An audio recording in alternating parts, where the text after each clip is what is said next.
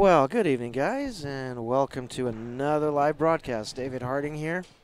We are streaming live from the Leather Pocket, just an in-house tournament here.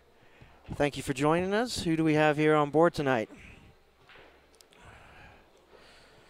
I see Jake, Henry, Russ, and Sean. Thank you for joining us. But I see almost 70 people here, so there's got to be some more people. We're watching this first round match here between Mike, Ben Francis. Ben at the table.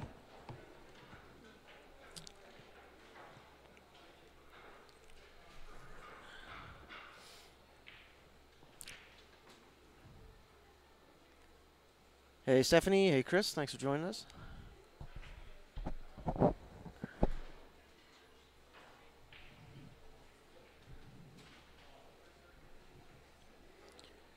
Looks like Ben didn't draw far enough back on that to make this real easy, but the 11 ball goes.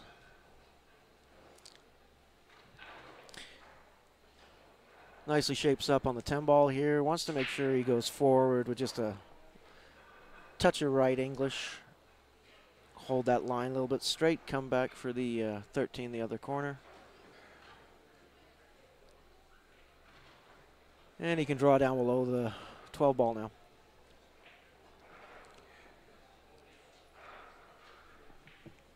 Doesn't like the bridging on that, but that is the shot to go for. He's got to kind of get some crisp draw on this, some soft draw, not hit this ball too hard so he can slide over. If he overdraws, he doesn't have a shot in this bottom right, so he's got to, there we go, just like that. Stop it right where it is for the 8 ball. Right where that 12 ball is. Hey, Kevin, it's Dave Harding here on the mic. And Ben will be joining me as well in between his matches here. He's just playing in this tournament. Peter, this is a Leather Pocket in Calgary, Alberta. Our hometown, home base.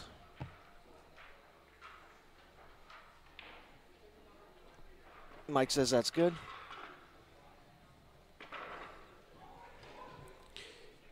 I'm sorry I missed that 14 ball there. Looked like a solid from where I was viewing it on the monitor. So.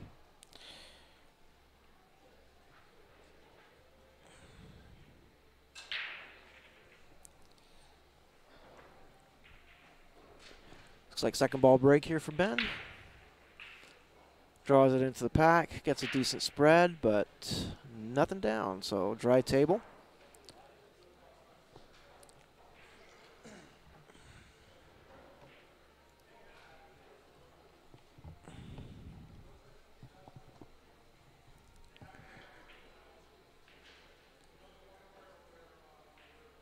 So I like low ball here.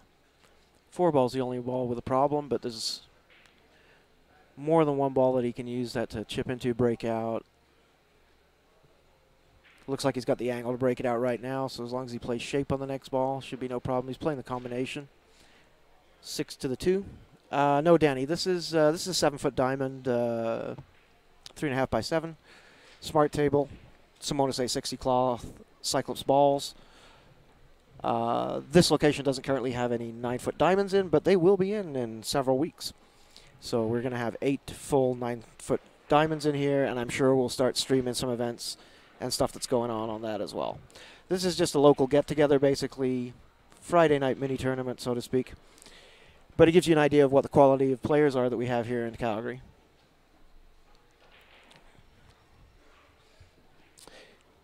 We also will be doing a 50-50 draw tonight. I'll flash up the tickets for that. And we also have a new raffle going. And I'll flash that up as well in 1 minute.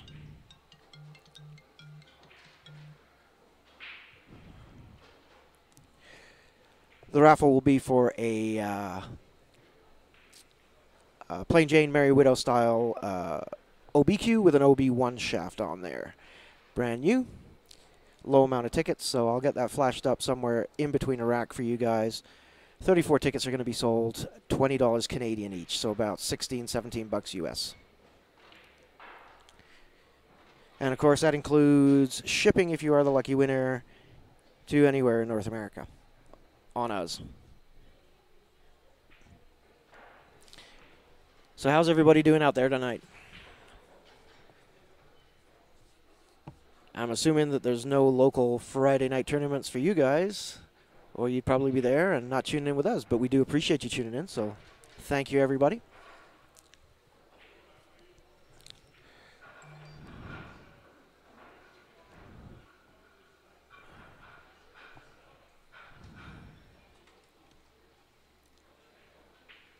I'm good, Sean, thank you. Just being worked over for an hour at a massage therapist's place. Not the relaxing, nice massage. This is work. My rotator cuff, shoulder, and arm. So still recovering from that. Looks like he's going for the 5-ball here. Long 5-ball. Nicely done. Thank you.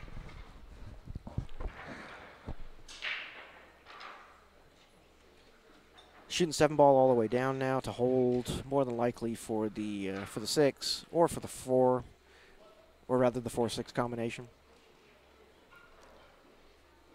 That 3-ball's kind of a duck there over the side, so doesn't have the option to bank this 6. He could cut the 4 into the side pocket, but that's a little bit tougher shot than shooting the 7-ball, I think. Oh, I'll be good, Sean. It'll be a while. It's been almost a year that I've been nursing this, so.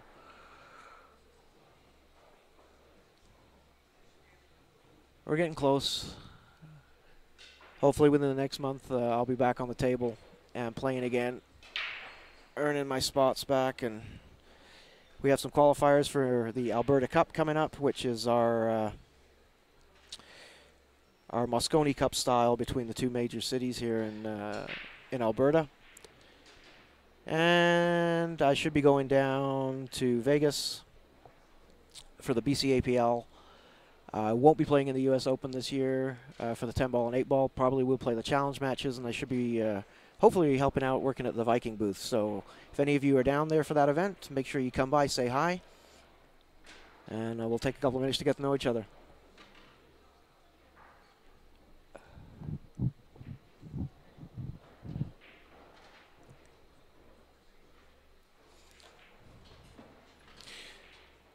So with the turnaround there, Ben's got a wide open table. Take the 12-ball, natural shape draw to the side rail there for the 9 in the same pocket. Just like that. Come up 1 rail.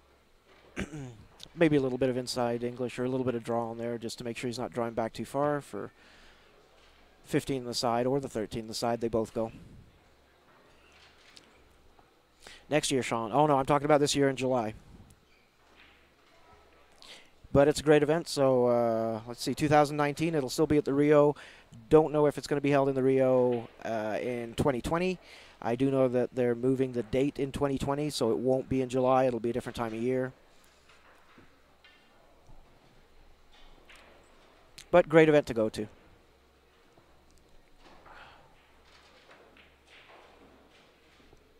So he opts for the draw option I was talking about. Looks like he's got better shape for the corner than for the side. So take this either 13 ball and hold with a little bit of draw, or take the 15 in the corner and follow it just a little bit. Get shape for the 13 in the other corner. Oh, sorry, the other side.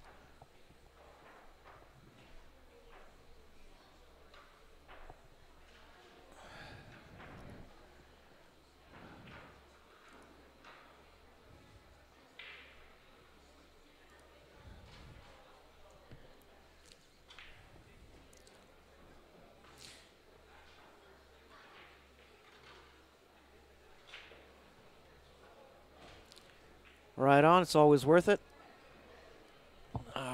Was down there for 5 weeks, I think, last year.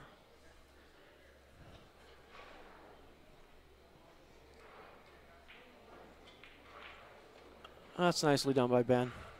Chipped into that ball, developed the shape on it. 8-ball down. Nicely done. So Ben leads Mike 2 racks to nothing.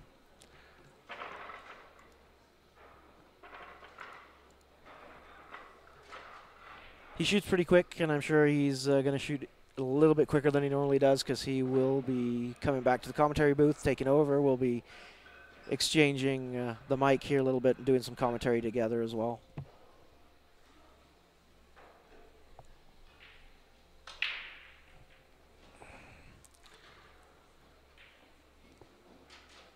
Nice break by Mike there. Everything's over on one side of the table, though, and that tends to happen quite a lot with those second ball breaks. I still prefer to break head on myself. As long as I make a ball, I get a decent spread. And don't tend to have patterns like that that you have to work with.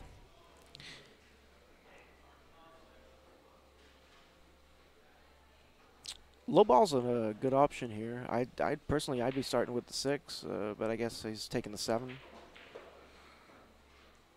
I don't like to have too tough of a shot for the opening shot, just in case. I want to nail down that suit that I'm taking.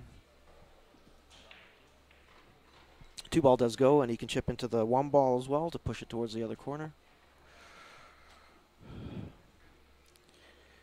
Hi, David in Pennsylvania. Hi, Eddie. Thanks for joining us. We appreciate it. And if you have an opportunity, please share the stream. Share it to friends, family, any pool groups you're a member of.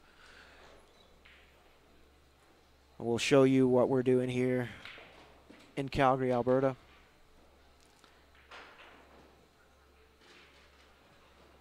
Hey, Tiff. I don't know. I don't have the draw in front of me. Ben might know, so I'll find out for you in a second. Chris, you're asking what my favorite shot is?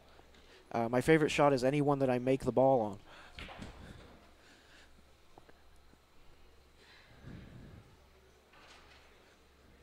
Thanks, Sean. Appreciated.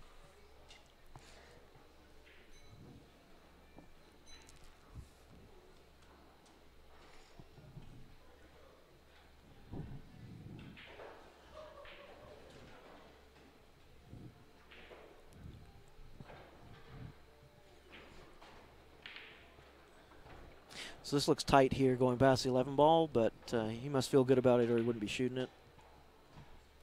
A little bit tighter than he may have thought there. So Ben gets a look in at this table. If he can see the 15 ball, then that would be probably a starter ball. If not, he can also come around 2 or 3 rails. You could take the 11 ball inside here with low right.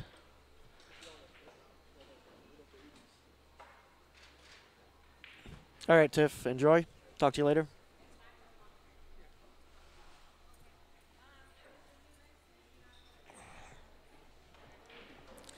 And for those of you wondering, that's Tiffany, Ben's sister. So she's tuning in, obviously, to support her brother here and also see what's going on.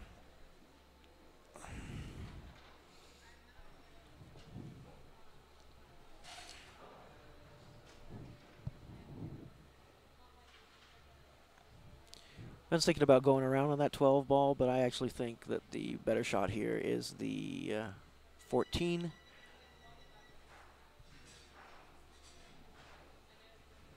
Just draw back on the 14. Take the 13 in the side. Now he's going to make sure he doesn't go into the 14. He does that nicely. Just some check side on there, draw across. Because now he basically ends up with the same pattern for the same shots that he just had. So 14 and 13 on the side. Hey, Joe, thanks for joining us. We appreciate it. This is Friday night in-house tournament at the Leather Pocket in Calgary, Alberta. Came up short on that 13. Looks like he was trying to play it for the corner, so may have to use this 11 ball, which was kind of a saver right now. And that's fine. If he draws off of this, just comes 1 rail up. Even if it's a longer shot, these only being 7-foot tables, he should be fine with it. So yeah, put a little bit of check side on. That's running on him, but it gives him a nice angle for that 13. Natural shape to the 8. 8 ball should be going in the side.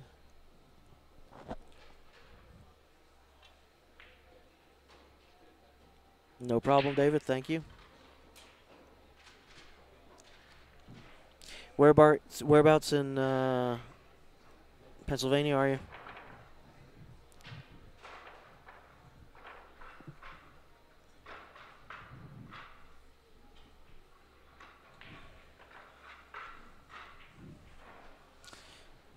And as I said earlier, guys, and for everybody just tuning in between the matches here, we will flash up the goodies that we have going. We have a 50-50 draw going, which will start off tonight. We also have a cue being raffled.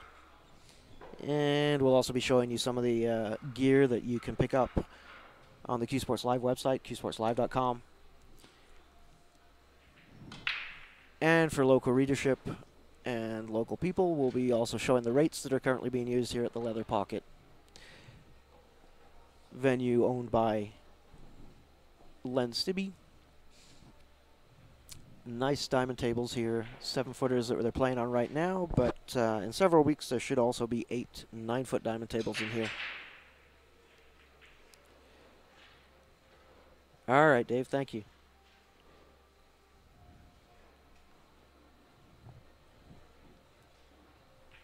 So it's a good break, made a ball. A little bit of work to do here.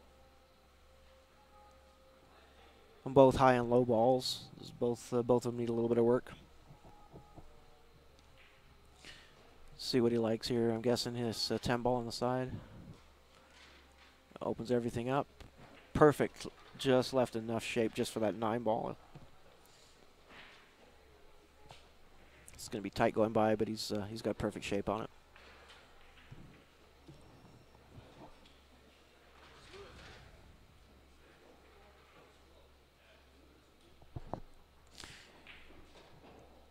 And apparently Ben touched one of the balls there, the 4 ball I think it was.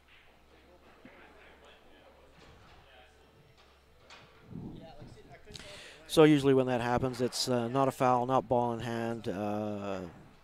Player's supposed to tell the opponent, and the opponent has the choice to put the ball back where he thinks it is, or was rather, or leave it where it is. Back when I started playing, we used to play all fouls, so that would have been a ball in hand to your opponent. Even if an item of clothing touched, it would still be ball in hand to your opponent. Scrapes that by. 12 ball a little bit off angle, so he may draw with left English on this, try and flatten it out a bit. Just like that. Key shot coming up here, this 14 to the 15. 14's going bottom left. Our outside of Philly, okay, yeah. The only place around Philly or PA that I really know is King of Prussia from the Super Billiard Expos being there.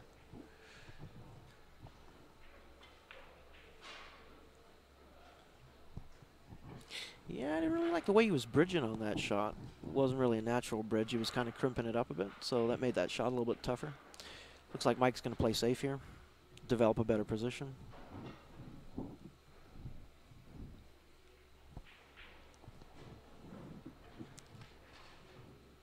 So thank you everybody again for joining us here, sharing your Friday night with us. This is the type of stuff we get up to here in Calgary. Lots of pool players. There's always tournaments going on. You can pretty much find something every day of the week. Something to do. Scotch, in-house leagues, tournaments. Same as this weekend. Sunday we will be broadcasting again another tournament. So that one I believe from the Hidden Spot, which is one of the other main pool halls here in town.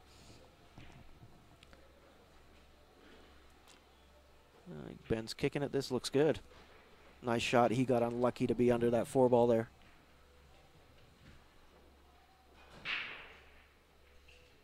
Yeah, David. Yeah, King of Prussia there. Fantastic event. Love going to the SPE.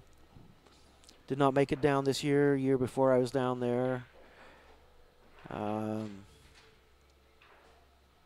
was it last year or 2015? I was down there with John Barton of JB Cases, and I was doing a lot of the commentary there as well. Wasn't playing in the event. That's the year John Maurer won it, so I think it was 2015. I was doing the commentary with Upstate Al. It was a lot of fun. So Ben looking at kicking at this ball. I think you kick at this 2 rails. That way you've got a chance at the make in the side. You never know. If you're kicking it head on, then you're pushing it into traffic. Well, I'm just going to kick 2 rails this way.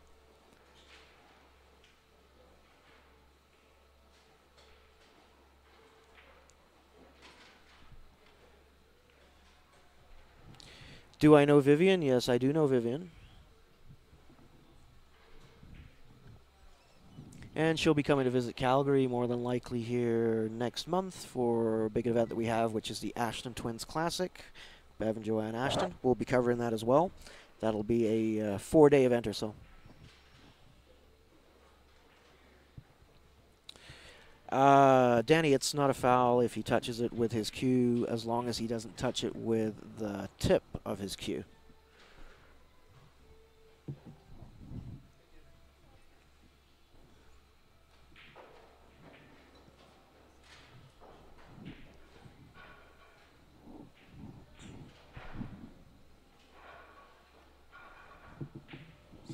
And it's not a foul unless, I think there's one exception to that rule under BCA rules. That's if you move the ball into the path of the cue ball.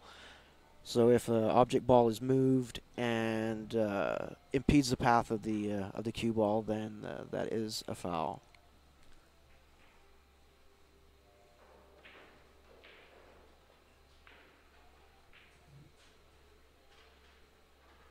Oh, there you go, David. Steph Toy, who's involved in organizing that event, is saying that Vivian will be here. She is paid and confirmed. So if you want to watch her play sometime next month, you'll be able to do that.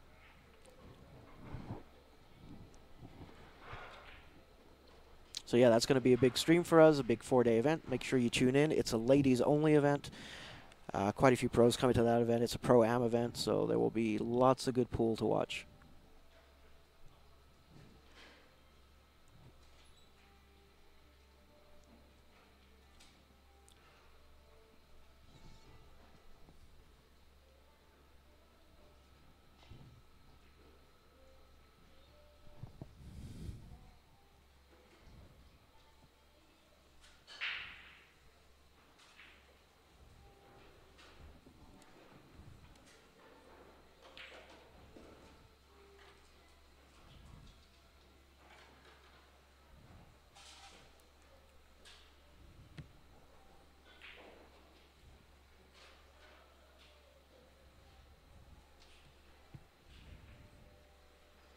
And sorry, guys, I am still here, just having a problem with our feedback loop. We use a tablet so that we can see exactly what you guys are seeing as well, because there's a slight delay. And looks like the tablet decided to do a small update there on the OS at a perfectly inopportune time. So I might have missed a couple of comments there.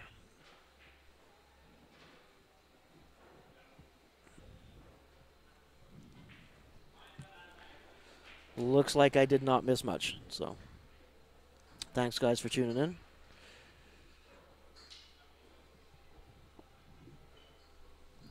So I'll get some more details here in between matches and show you what we're doing.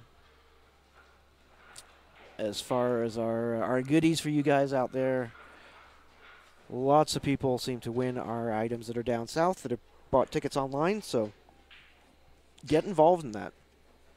$20 Canadian for the tickets, which is like $16, maybe $17 US. Can't go wrong for the stuff that we're usually raffling off. And 50-50 draws do the same thing. People online win it all the time, so you guys probably know. If not, yeah, I'll be flashing up all the details on those draws in between the next match here.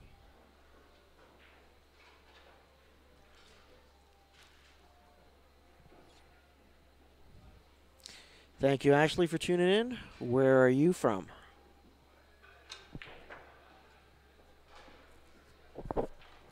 Mike overhits that just a little bit, making the shot a little bit tougher than it needs to be. The fact that it's got to cross over the pocket as well means it's going to be coming out from the table a little bit, makes this shot a little bit tougher. These are diamonds, so not valley tables, so they don't take the ball as easy for the corner pockets. Side pockets are a little bit easier than all the valleys, though. And that's exactly what I was talking about. Hit the horn there. He does have this ball covered, so Ben might be looking at a bank here on the 15 ball with draw. It's about the only thing he's got natural, or the safe up behind it, whichever he likes. Aggressive player, so he's probably going to go for the bank.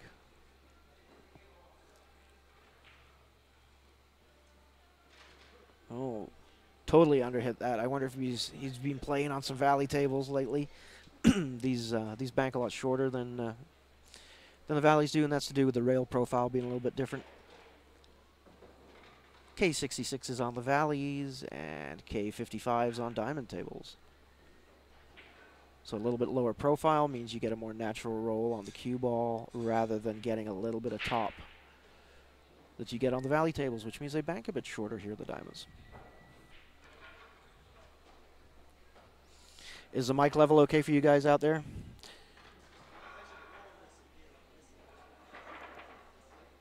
So Mike claws one back. Ben still leads 2-1. Mike will be breaking here.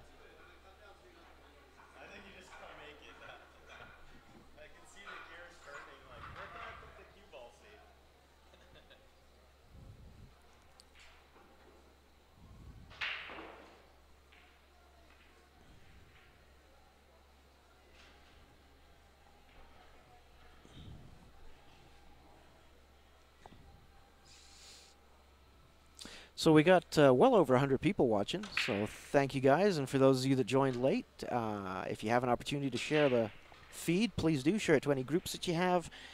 Friends, family, anybody you like or don't like. Let them know what we're doing here in Calgary. We appreciate it. The more the merrier. Always good pool to be seen here. We have fantastic players here in town.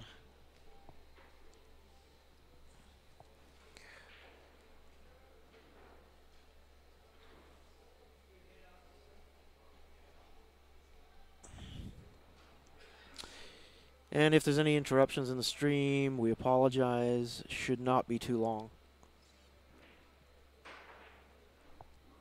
We do have a hard line in here, but once in a while there's a little bit of a hiccup.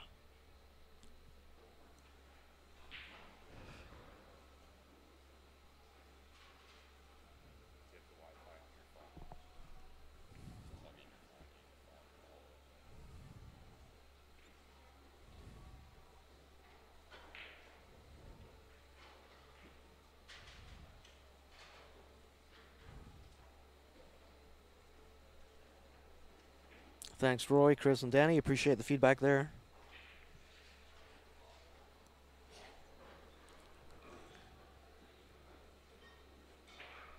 Like looking at a tough 9 ball here, jacked up. Did not aim it right. That was not what he wanted to do.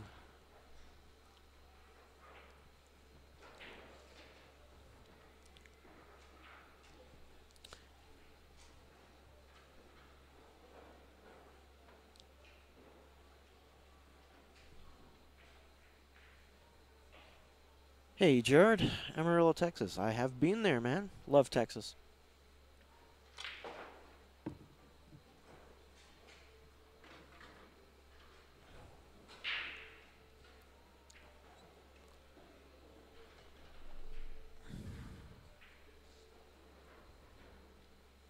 Yeah, that message is for anybody that's tuning in for the first time. Please do not forget to click on the like and follow button so you'll get notifications there, come up on your phone, tablet, computer, whatever you're using.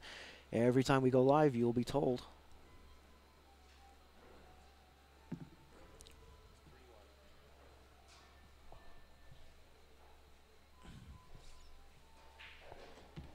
Sorry guys, we must have missed the first rack here. I'm being told that the score is actually 3-1 for Ben.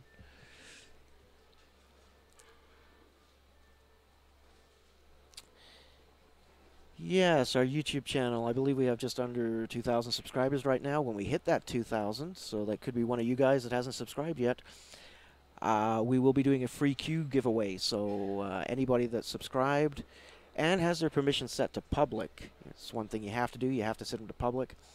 We'll be in for that draw automatically. So get it while it's hot. Chicago. Is it Chicago? Where? Oh, sorry, Rock Falls, Illinois. What's the pool scene like there, John? I know Chicago has a lot of tradition for pool.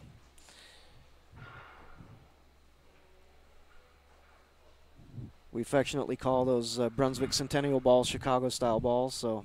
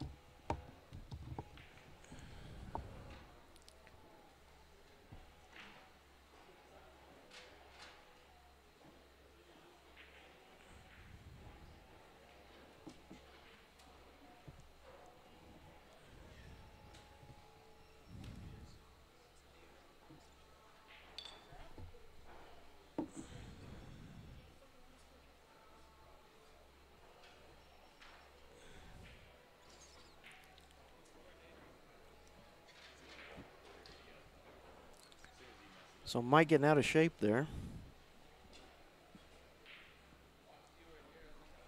2-ball really doesn't go. 1-ball doesn't go.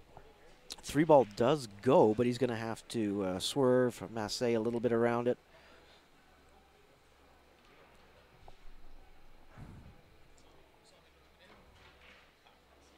That's a good try there by Mike.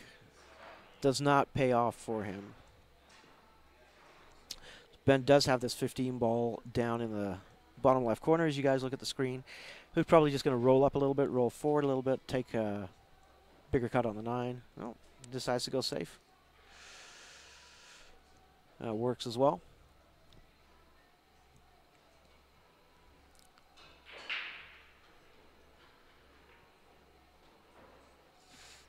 Yeah, Larry, Jesse is. I know Jesse. You're welcome, Danny. We appreciate you tuning in.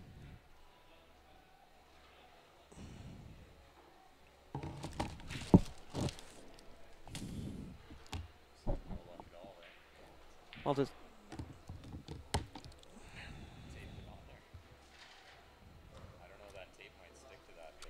no, that's what we do every time.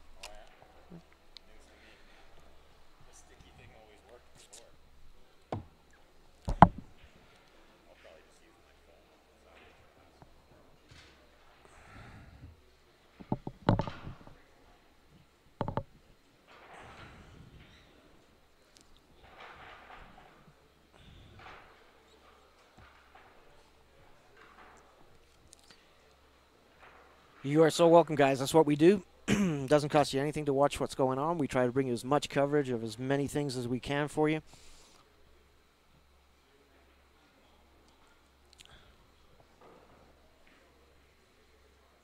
What are you talking about, David? Is what warming up here? Do you mean the action, the weather?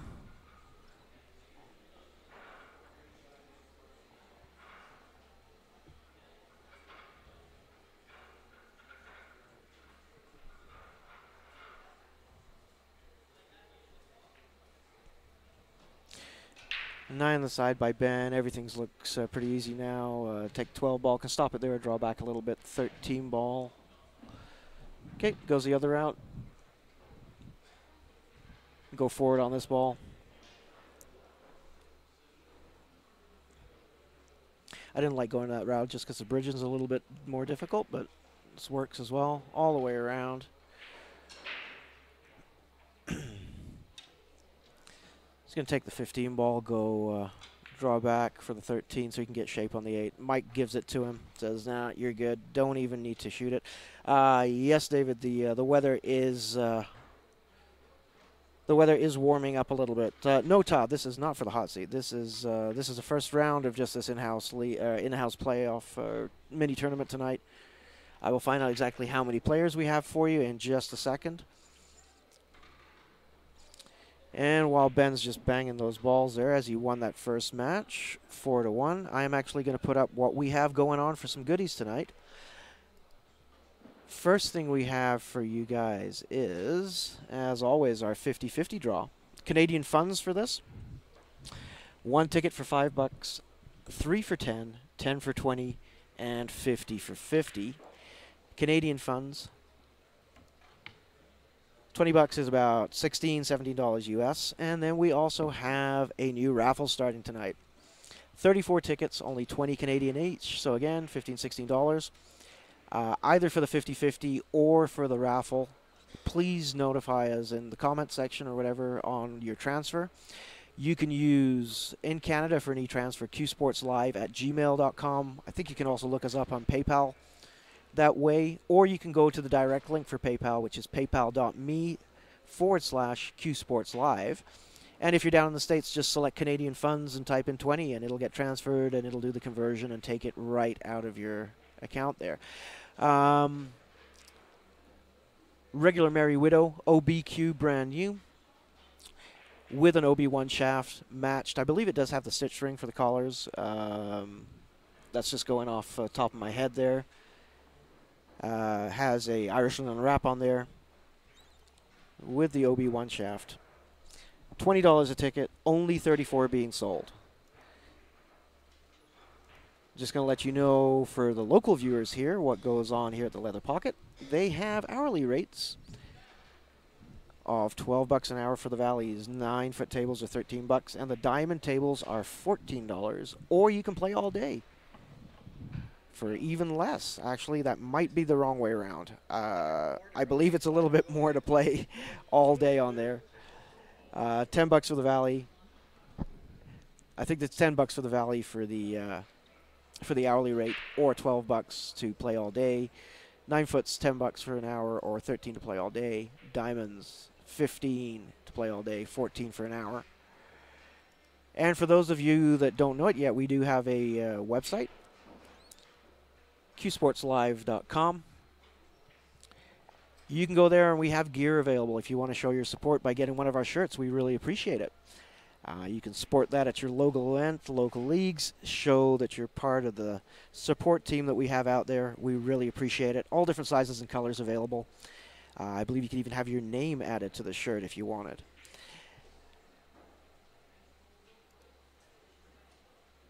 So I'm just going to flash up here. Are they listed correctly, though, Grant? That is the question. Because as this poster stands, it says that the all-day rates are less money than the hourly rates.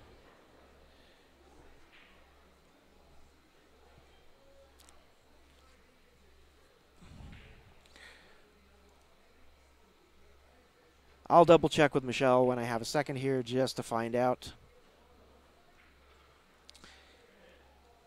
If you do want in on the 50-50 or the raffle, what we do is we take a actual picture of the tickets off the roll.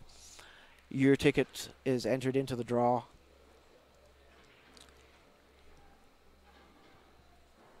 The ticket is entered into the draw, and we send you a picture to your inbox on Messenger. All right, so I will take it from Grant there that they are correct. So again, that's for the local players, just the hourly rates that we had up there for the Leather Pocket. That's a fantastic deal. Play all day for less than it costs for an hour.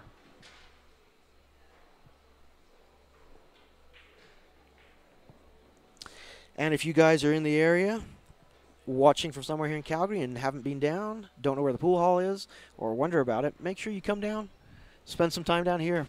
Play all day, apparently, for starting at $10. Great food here as well, great staff. It's a great place to be. So we're just going to take a little look here on the other table. Don't have details on who's playing there, but we'll at least see who is there, who is running out.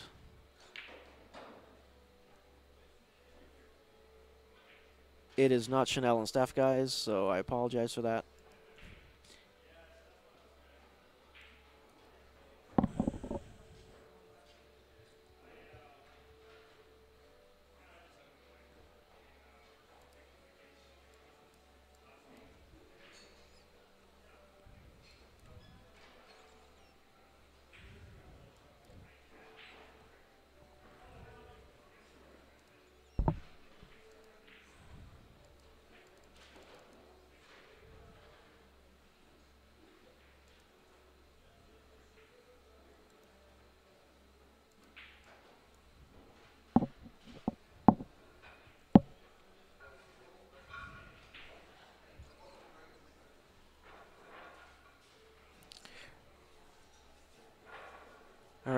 looks like that match is concluded there as well. So give us a couple of minutes, guys. Please stay with us. We do appreciate everybody tuning in. We will be right back with the next match here. We're not going to reset the stream, so stay with us.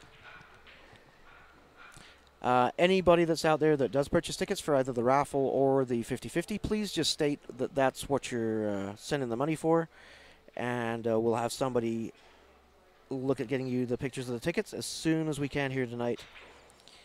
You never know. We have done this before. We have put a ticket up, sold all tickets on one night. That'd be fantastic if we could do that again. Then we would do the draw again for you guys as well. And by Sunday, we'd have something else figured out for a new draw. Stay with us, folks, please. Share the stream if you haven't. Like the stream if you haven't. We appreciate everybody watching. We will be right back here.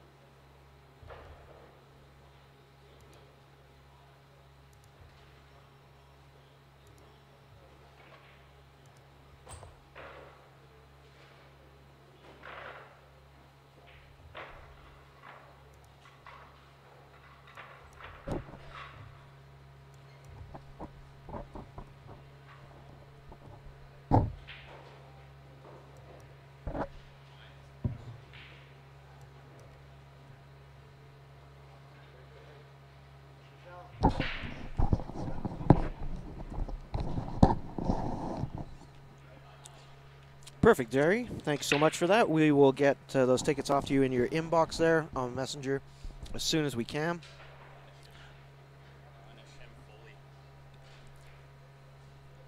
Please, when you check your messages, go into the messages waiting or pending section as well, just in case, to double check there. But we will get them sent out to you as soon as we can here tonight. We appreciate it.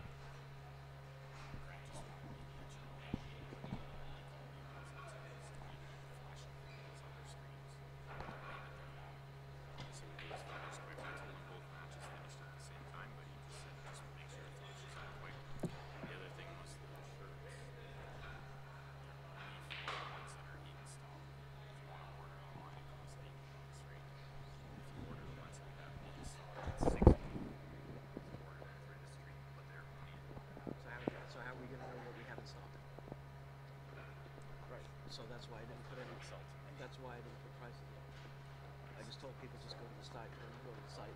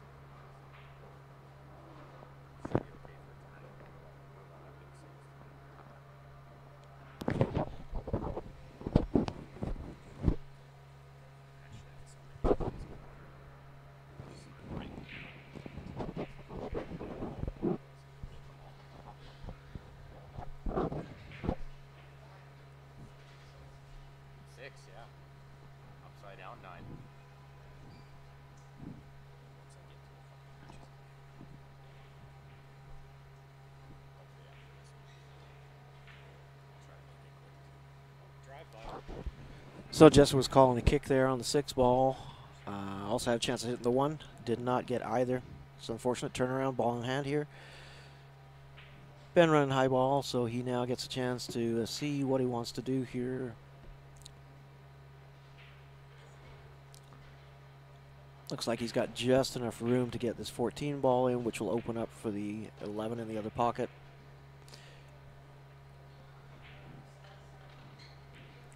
Overdrew that a little bit. He can still play it if he wanted. He'd have to hold off the 3 ball, but 15 ball's a lot easier. Gives him the 9, then he can shape up for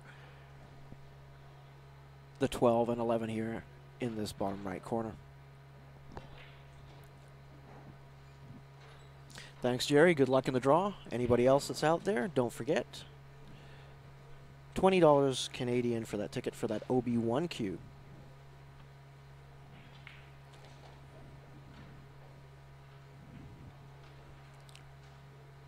Just needs to stop this ball here or let it roll forward a little bit. Gives them a little bit more angle. They easily draw down for the 13 off of this 10, so just a little bit of draw. Oh, decide to follow it. That works as well. I like going the other way. That way I'm not having to go to the rail and up for the 8 ball. I have an easier straight-in shot for the 8. That's just the way I shape. Jessa says, okay, that one's yours. So Ben Francis leads 1-0 over Jesse Farhat.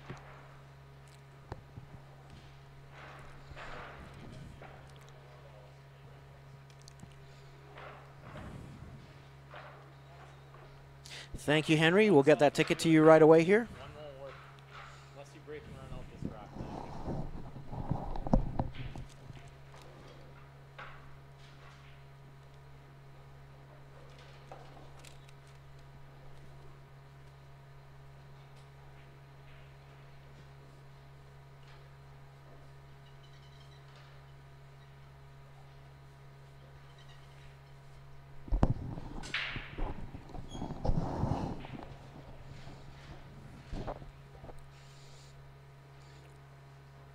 So anybody else who's just joined us, thanks for tuning in again. And please do share the stream.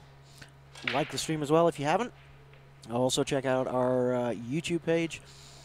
Subscribe on there if you'd like. We need to get more people subscribed on there. We're doing a free giveaway when we hit 2,000 subscribers on there. Unlike our some 25,000 that we have here on Facebook. So chance at a free queue. Make sure your settings are set to public when you do that on YouTube. So Jesse with a good break there. Looks like he's shooting high ball. Goes rail first on that one on 13. Nicely done. Yeah, he's left himself on the rail, which means he can't really draw to hold off this ball. So he's going to have to play this at pocket weight to get it to stay this side of the 14 if that's what he's going to shoot next. Well, looks like he might be loading up on it. Can't really tell from there. Well, got a little bit lucky to get on that 9 there and be straight in.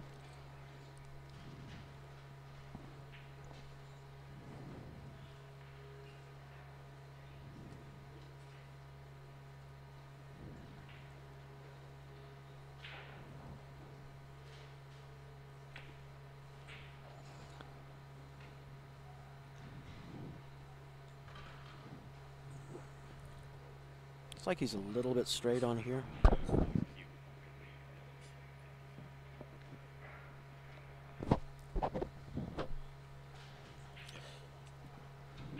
Looks like he's got a little bit of an angle, so he can go forward, come one rail up with a little bit of left. Power it into that. May have been thinking he was going to go for the breakout. He's got a steep angle here on this 14, but he does have a natural breakout now to break that 12 out. That's the ball down near the 5 and 6.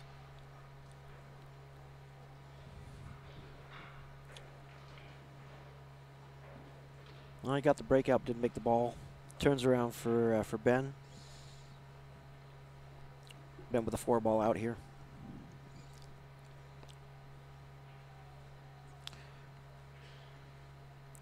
He can go the 1, 3 down this bottom right, 2 in the bottom left, and the 7 in the top left.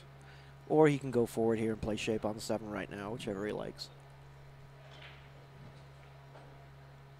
I don't really think he needed to go into that, so.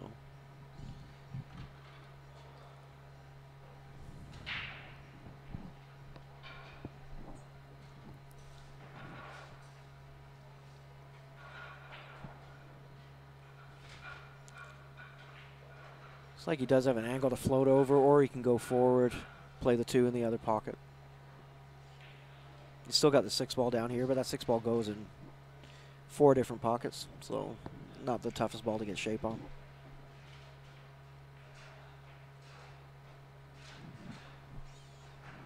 Float down here off of the 2.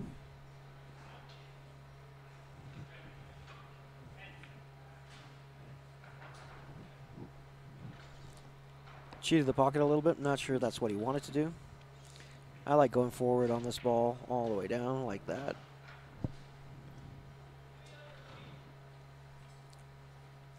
Hold and draw across for the 8 or go forward. See, I don't like going forward on that because that's the problem. You're going so close to that 12 ball, you could end up behind it.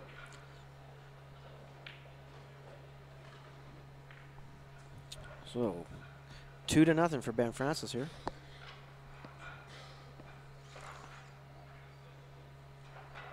So what's everybody up to out there?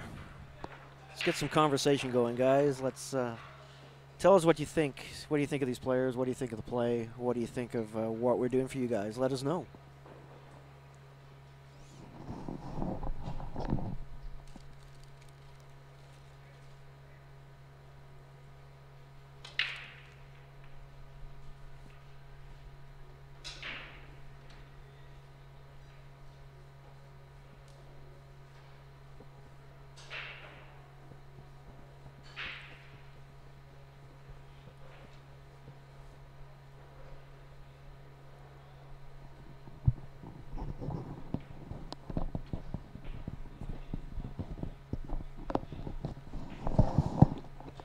Nope. Ben shoots pretty sporty, guys.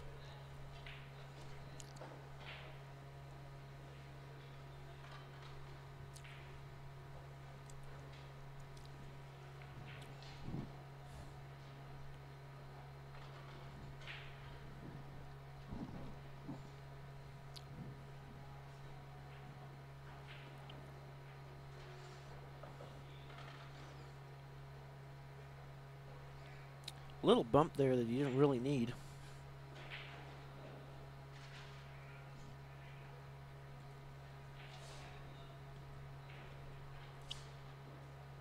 If he draws a little bit down one rail and up, he's got an easy shot here on the side for the 3. Yeah, it goes like that.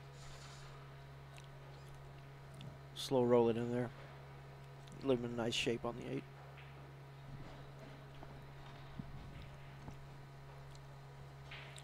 Oregon, Chad. Okay.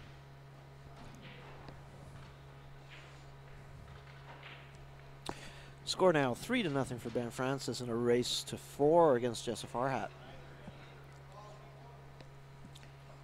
And all the players you're seeing tonight, everybody's played each other at some point or another. This is just a little in-house tournament tonight. But still, as always, from Calgary, Alberta here, great quality of pool. And we appreciate you guys joining us and watching that.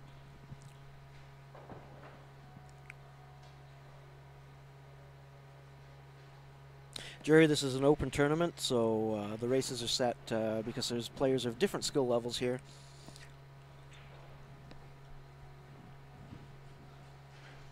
This is the way pool should be played. No handicaps. If you ask for a spot, you're never really going to improve. You got to earn it. Makes you a better player playing against guys that are better than you yourself. Eventually, you're going to start winning because you're going to be dealing with that pressure. It's going to make you a better player yourself.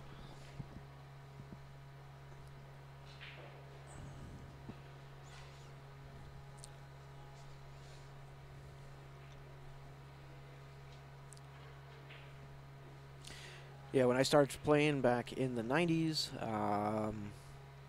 BCA rules, all fouls. So anything, even a piece of clothing touches something, touches a ball leaning over something, it was ball in hand to your opponent. We used to drive 2.5 hours for a 32-man to 64-man field, single elimination, winner breaks, 8-ball on the 9-foots. That teaches you to take things seriously pretty quick. No handicaps, of course.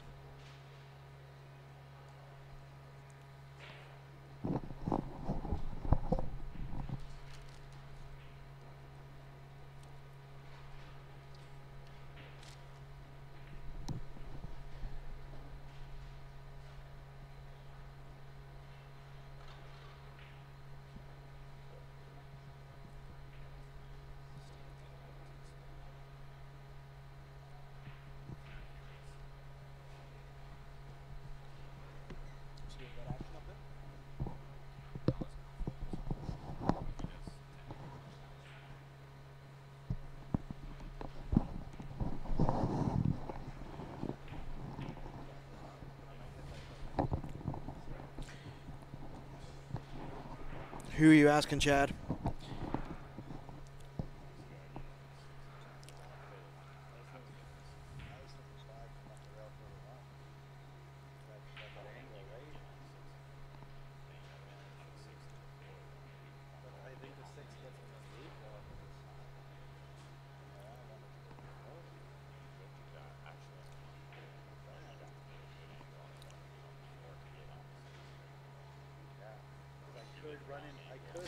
I don't know. I like that format, Danny. I liked it being as tough as it could be.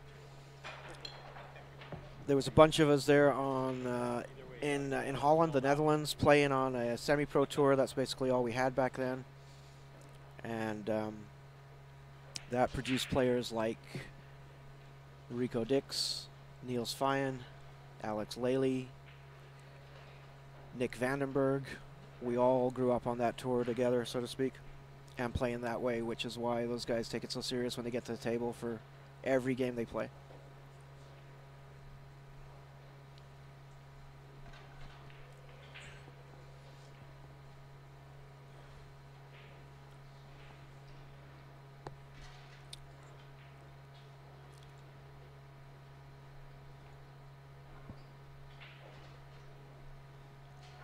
Yeah, Jerry, you're gonna hear me probably on the mic quite a bit more, especially because I can't play right now.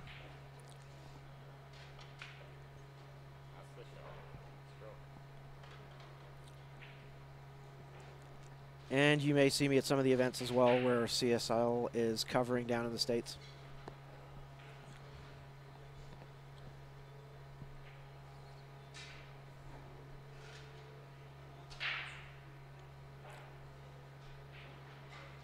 Yep, I agree, Danny. That's just my opinion on it. But personally, I don't like handicaps.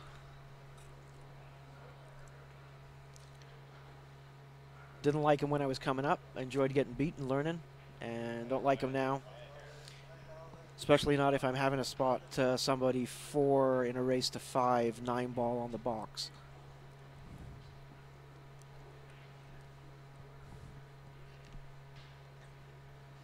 And I did have that happen a couple of times playing in Oklahoma.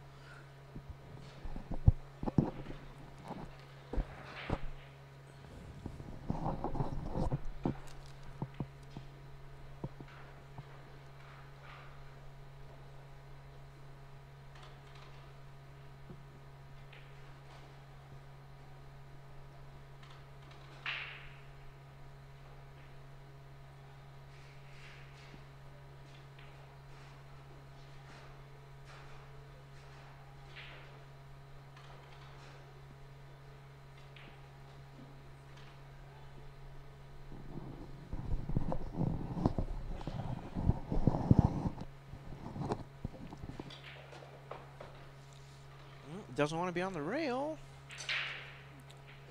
Makes the shot a little tougher, but he still has room to get his cue down a little bit. There we go, guys. Second round match over there. That one goes Brand Francis's way. But you gotta roll that ball. Yeah, you can't not roll it. Yeah. Ben should be up on the mic here. I think we have Joe Spence on the second table, so we'll try and give you a little bit of coverage there.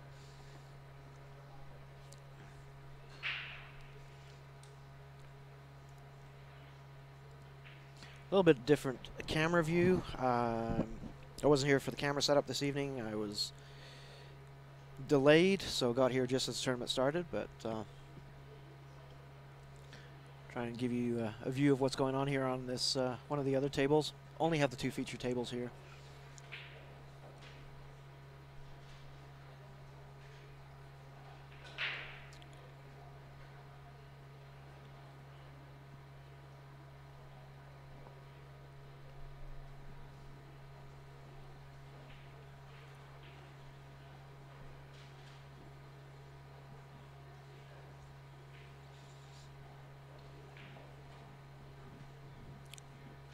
Hi, John. Hi, Bobby. How do you get in for the tickets? Basically, you can transfer $20 Canadian through PayPal. PayPal.me/QSportsLive. Not yet, anyway. And transfer Canadian funds, $20, which is about 16, 17 US. And we'll get a picture of your ticket taken. We'll get it drawn for you. Only 34 tickets for this OB1 this OBQ that we have. It's a Merry Widow with a silver stitch ring, top and bottom, Irish linen wrap. It's bird's eye maple stained black. I happen to know that because I toured the OB factory a couple of years ago in Plano. And comes with an OB1 shaft. Do we usually send this ticket to the other one?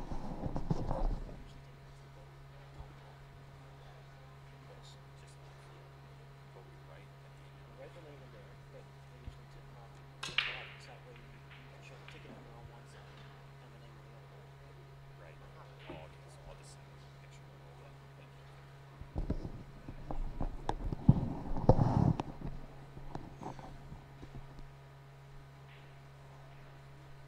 Maybe we send them a picture of each slot. I guess I'm just wondering which one this is. Like that. Perfect.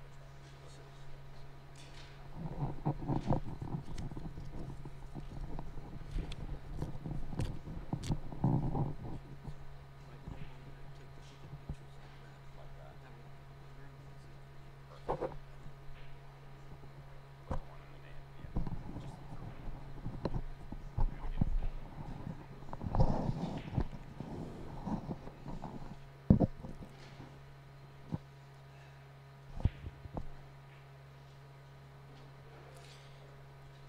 Yeah, rail shots take a little bit of getting used to, especially when you're putting English on the ball with an old style shaft that throws quite a bit. You get into that whole argument about do I basically aim to the rail or do I aim to the ball? Depends on your aiming technique. I have that with plenty of students. A couple of years back I did a PBIA, Professional Billiard Instructors Association course in Dallas, Texas with Randy Gutlicker, who's been rated for, I think, like the last 25 years, pretty much #1 coach in the country. So all that type of stuff comes up.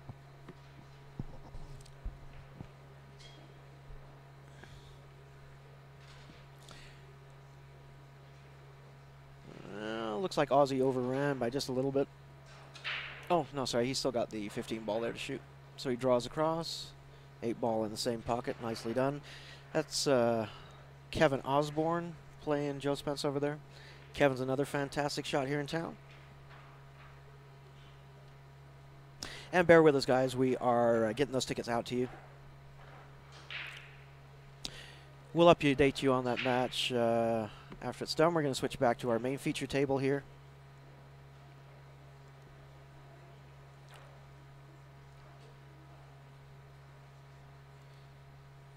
And on this table we have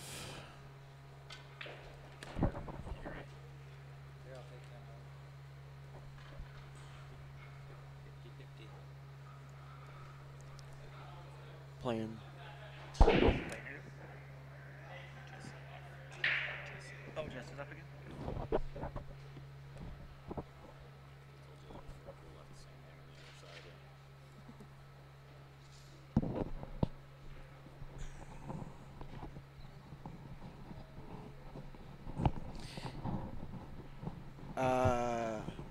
Romeo, I'm not going to talk about my Fargo rate unless you want some action, but it's where I worked very hard to get it right now. I spent the last couple of years on the road, and I like where my Fargo is at, I can tell you that. But look me up if you want. They have me listed as Dave Harding out of Oklahoma City, I think. The Dave Harding from Calgary and the Dave Harding from Ohio are no longer in the system.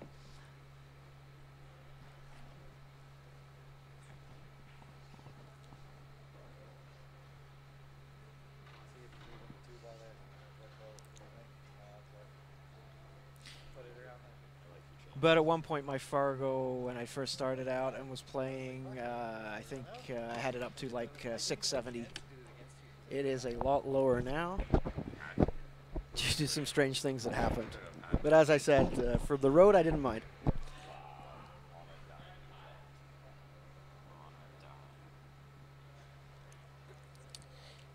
Chad, thank you so much for asking. I do not have an update on Barry Huey, but somebody here might do.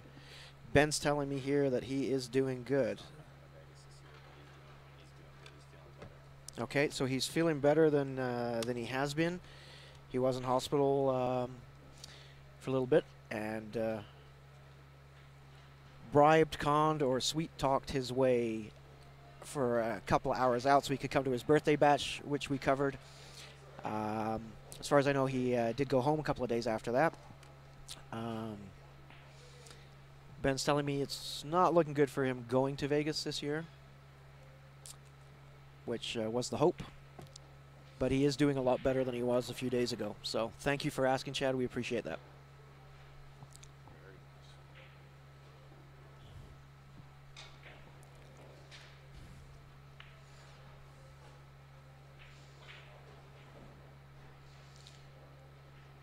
So Jess missing that ball, leaving Peter the shot on the duck in the side there. And keep an eye, guys. Keep an eye out for those tickets. We should have them to you coming right away here. Check your inboxes and make sure you also check your pending messages just in case. Sometimes they kind of stick in there. Yeah, we hope so too, Chad. Chad, not looking like it right now, but you never know. If there's any way Barry can do it, he will do it.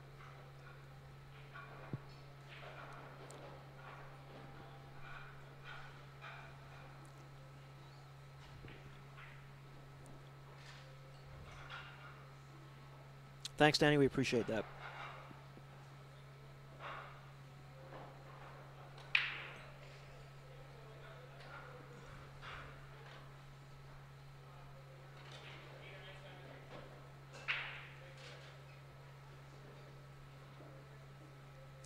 So there must have been a slow dropping ball there. Low ball is looking really good. 6 ball's the only ball that's twitchy, but plenty of balls to break it out of. And you can kind of control where that 6 ball is going. Off the 8, off the 12, to the middle of the table. So he doesn't like working it that hard, so he's deciding to go high ball.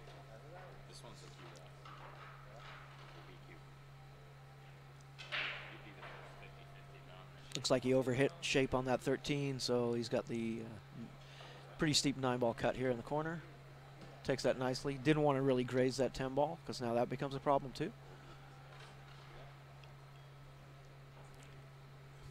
Looks like he's lining up for the 11 there.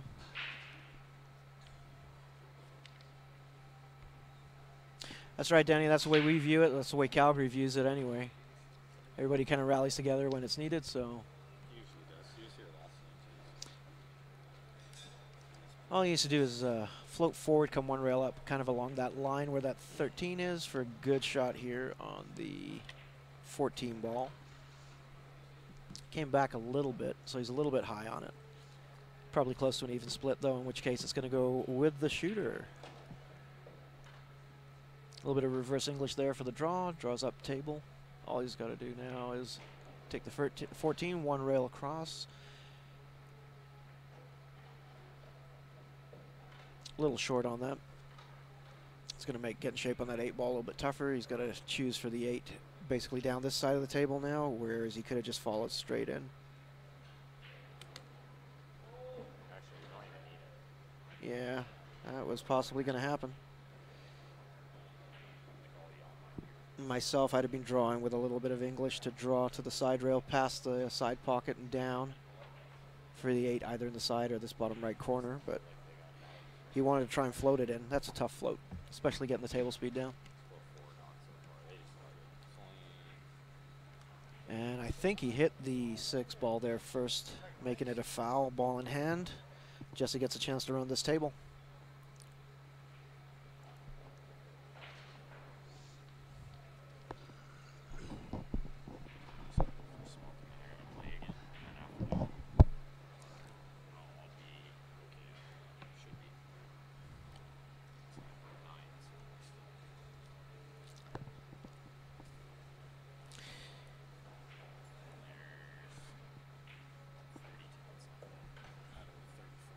Okay, so guys, on that new raffle that we just started tonight, 4 tickets are sold, so 30 tickets still available, $20 Canadian each.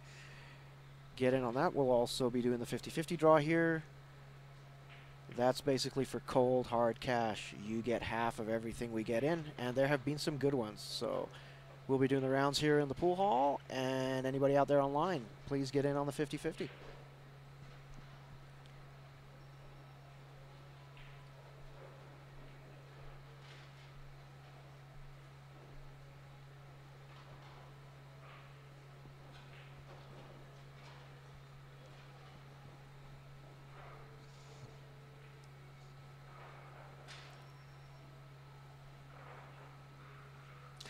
Chad, we are basically sticking on one table tonight.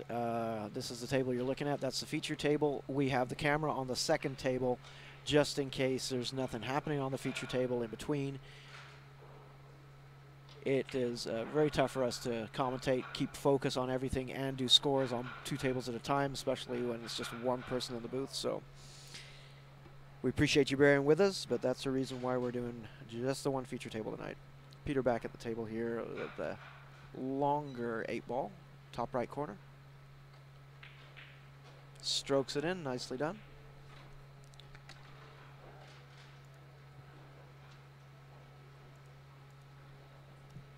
So takes another one there. He now leads 2 racks to nothing.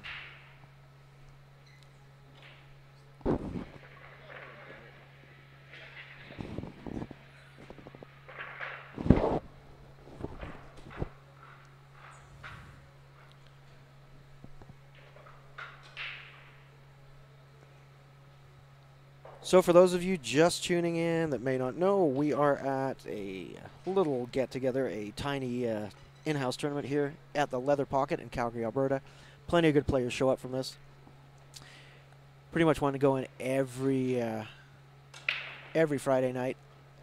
There's pretty much pool that you can play, some kind of event, almost every night of the week here in Calgary. It's a big thing. No problem, Chad. Thanks for asking. Appreciate it.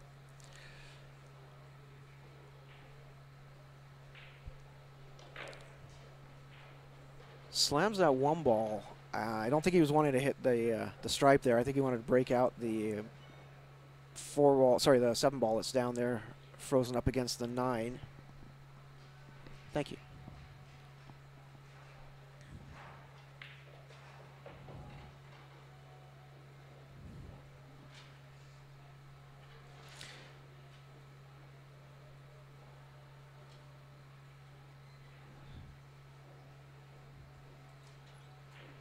Let's see if he chooses to go 5 in the side or take the 2 ball here. Looks like the 5 in the side.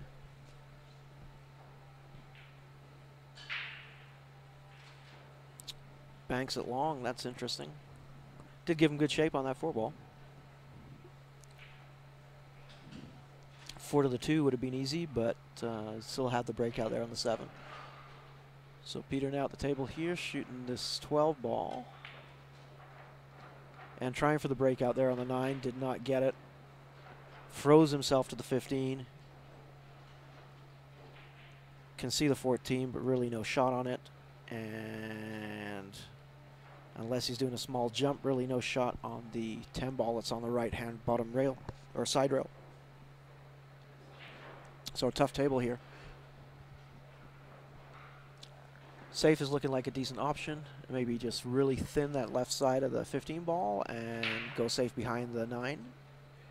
It looks like he's going for that little tiny jump, like I said, on the 10 ball. This is tough, though. Low percentage shot, especially being on the rail. Oh, hit it great. Hit it great. Looks like all you can see, though, is the left side of the 9. That's twitchy with that pocket there, top left. Could be in it. Danny, we will not be streaming tomorrow, Saturday. We will be streaming Sunday. Bobby, thank you for sending payment. That's not just for the OB1 shaft. It's actually an entire cube.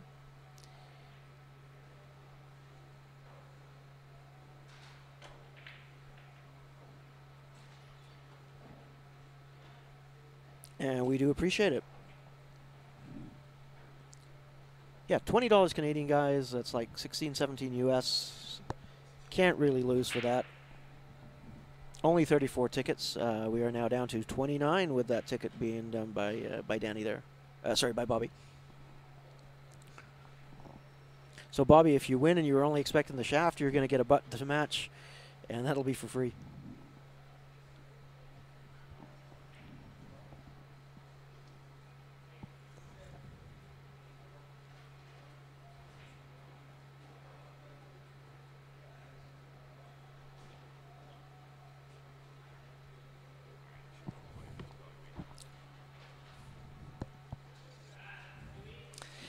Yeah, give us a little bit here. Ben's taking care of processing the tickets tonight, and looks like he's got another match coming up right away here. So as soon as he's done with that match, we will get your ticket out to you there, Bobby. We do appreciate it.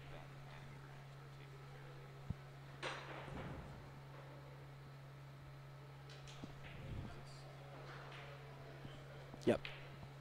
Why is it 24.69? Yeah.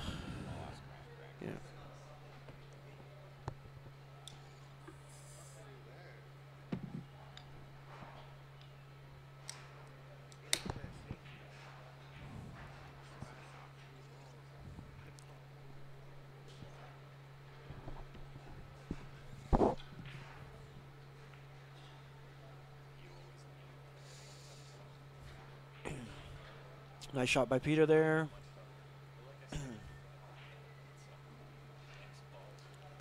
This looks pretty straight. That's why he drew deep there. Overdrew it a little bit. Still has the top right corner though. Oh, sorry. He's yeah, I got the 14 there.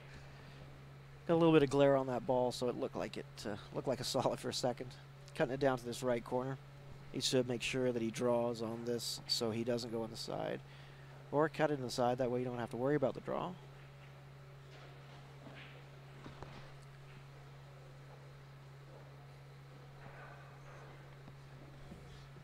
I don't like that either, hey? Just tell the guy, resend it. So Peter puts the 8 in the side there.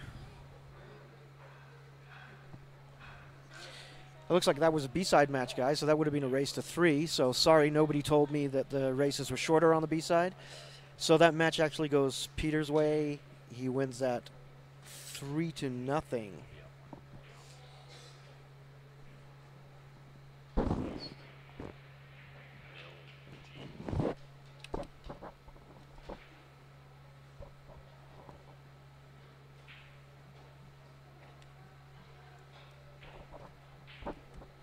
So it looks like we've got Ben Francis coming up here, another match. He happens to be on this table.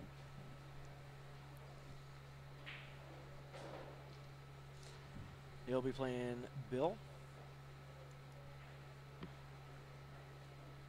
This is an A-side match, so this should be race to 4 again. Nice and quick.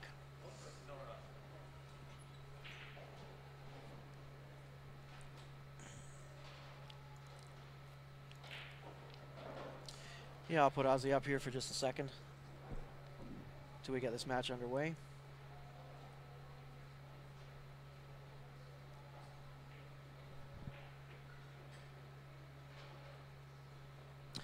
Not yet, Eric. Still just under that number. So if you know anybody that isn't subscribed on the YouTube channel, please tell them to subscribe. The other thing is that you must set your permissions to public. And you'll also be automatically entered for that Q draw there. And before we do that draw, we will let people know exactly what it is we're doing the draw on.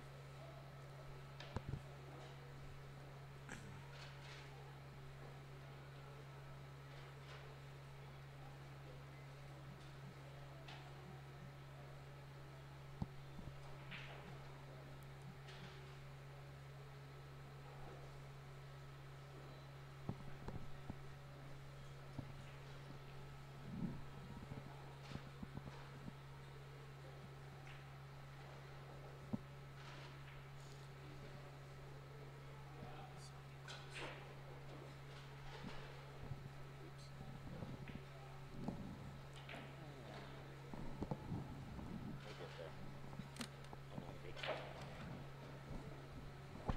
night. This isn't bad. That's about what I would have expected. Nice shot there by Ozzy, and nice shape on the 8-ball for the top left corner. Sorry, that table's kind of askew. Oh, sorry, he's got the 15-ball here in the corner. So top right for the 8-ball. I was watching the actual table and couldn't see that half of it. Oh, you ruined my hopes and dreams. So now my only advice to you is And looks like that is a win for Ozzy there against Joe Spence. That's a good win. Ozzy's no slouch, but still a good win.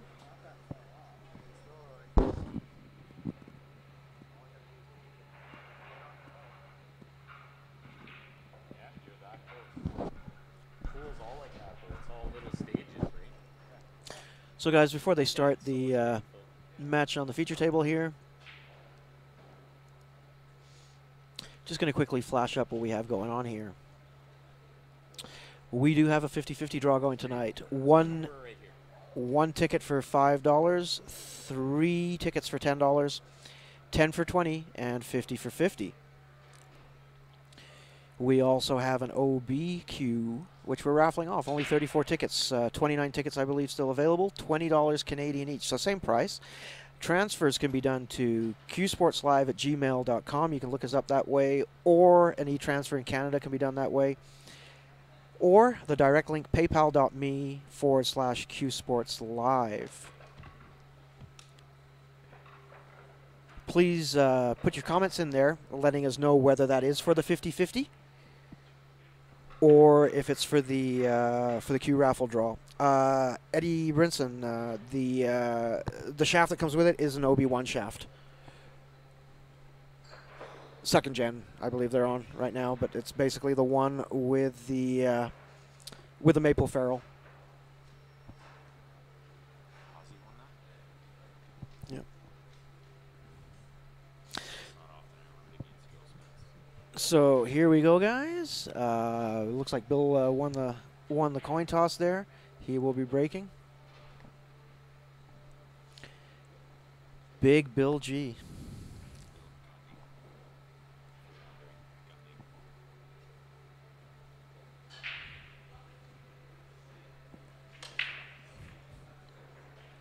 Second ball break there. Nicely done. Good spread. Get some balls down. That's pretty cool. This is a table to run. I like low ball here.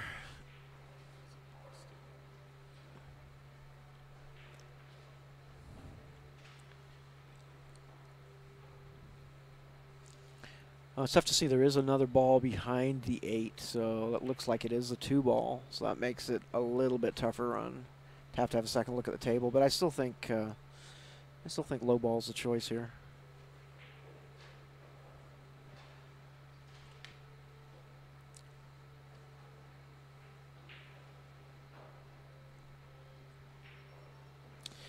Yep, good hitting shafts made out of Plano, Texas.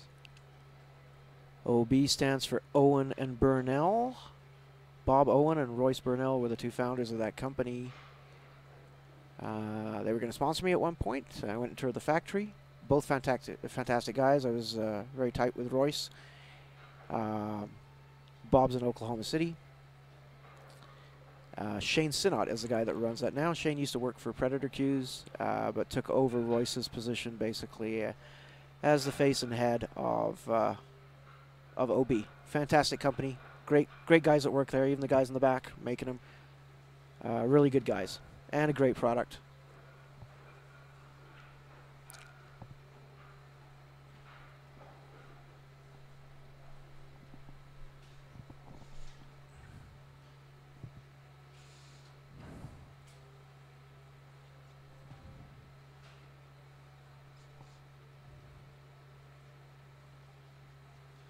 So he thins that 4-ball, got a little kiss off of it, which I think gave him an even better safe than he may have been initially planning there.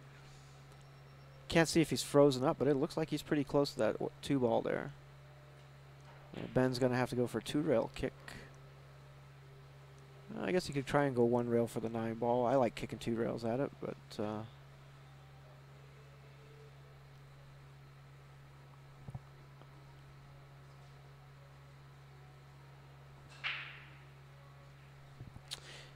yeah, Eddie and Doc used to do a lot of the sales there. Doc owns the Dallas 8-Ball League. He used to work for OB. I believe he's left now. I'm not sure what he's doing right now. But yeah, they do have great customer service as well.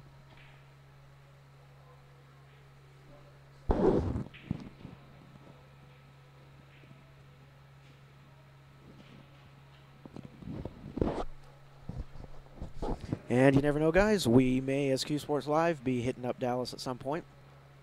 Maybe pick up a league night, and I'll have to give Doc a call and see what he's got going on. Lots of places for us to be out there. We plan on trying to hit as many as we can, and we can't do that without your support. So thank you, everybody that tuned in and is watching right now. We appreciate it, especially on a Friday night. Like and share the post. Like and share it to any groups you're members of, friends, family. We appreciate it. Subscribe on our YouTube channel if you haven't done that yet. Set your permissions to public. We hit 2,000 subscribers on there. We're going to do a Q draw, and you're automatically entered in. Not going to cost you guys a penny.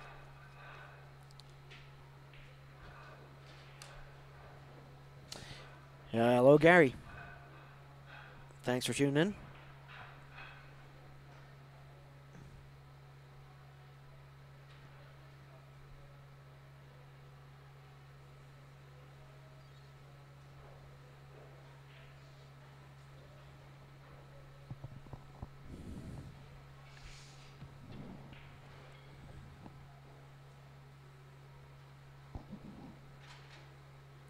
And Eddie, yeah, the shafts that you got, the OB shafts are great.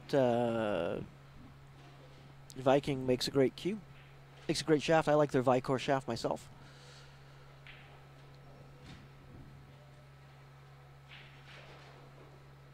Nice safety by Ben. Looks like that 1-ball is covered slightly by that 6, so although he's left balls that Bill can see here, he's not really left him anything that's an easy make.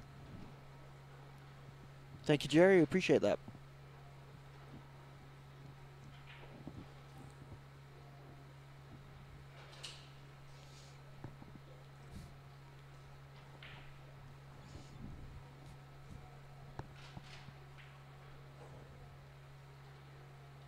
Thank you, Charles. You are in the draw then. We'll get that ticket drawn for you here as soon as we can, probably just after this match, and get you a picture sent to your inbox.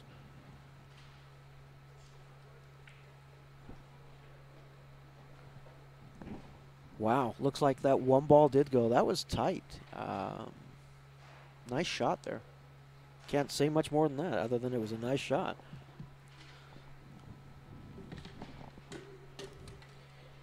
Bill looks to be a little bit older than me, but obviously his eyes are better than mine. Of course, I am 8 feet away from the table, so that makes a difference too.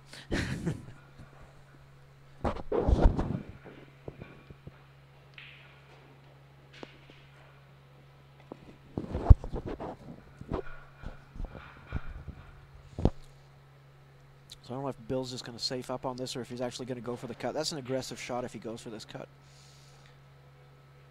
Nope, he's got some patience. That's a good safety that he plays there. Covers every ball, every high ball anyway.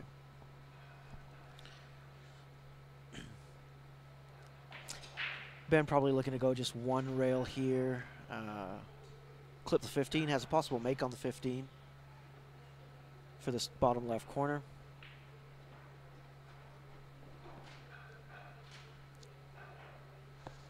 Nope, looks like he's going airborne. He's going to grab shorty from somewhere, somebody.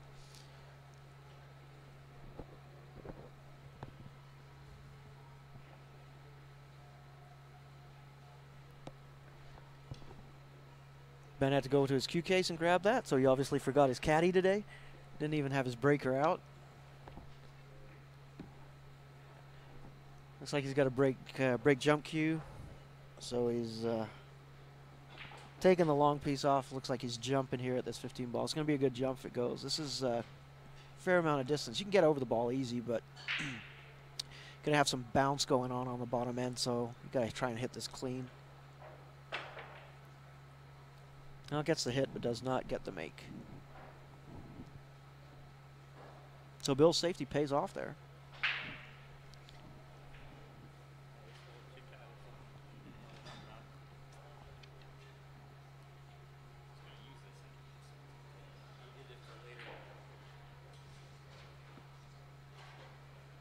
Yep, Ryan's not here tonight, which means we also do not have the bag, the team bag with all the goodies in there. Jump cue. Should be noted that I rarely use it. Should be noted that on that shot, I use my own cue. It's closer than that, and I'm reaching for Ryan's. Should call it Steven's jump cue because he uses it more.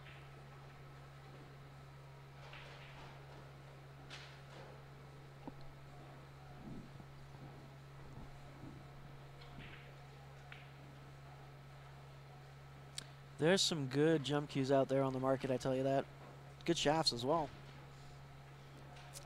As you guys can see there, just at the bottom of the screen, we have some advertisers.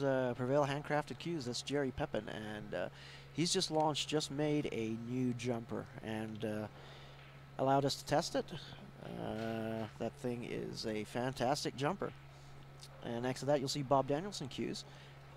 Bob is a custom cue maker, primarily makes shafts, makes a fantastic laminated shaft. I plan on using that shaft myself for a few months before I have my new equipment in from my new sponsor. I cannot name that sponsor at this time because the contracts are signed, but the program hasn't been implemented. So I really like how Bob's shaft hits. Get in touch with us if you don't know anything about it. We'd be happy to tell you about it. Fantastic hitting low deflection shaft.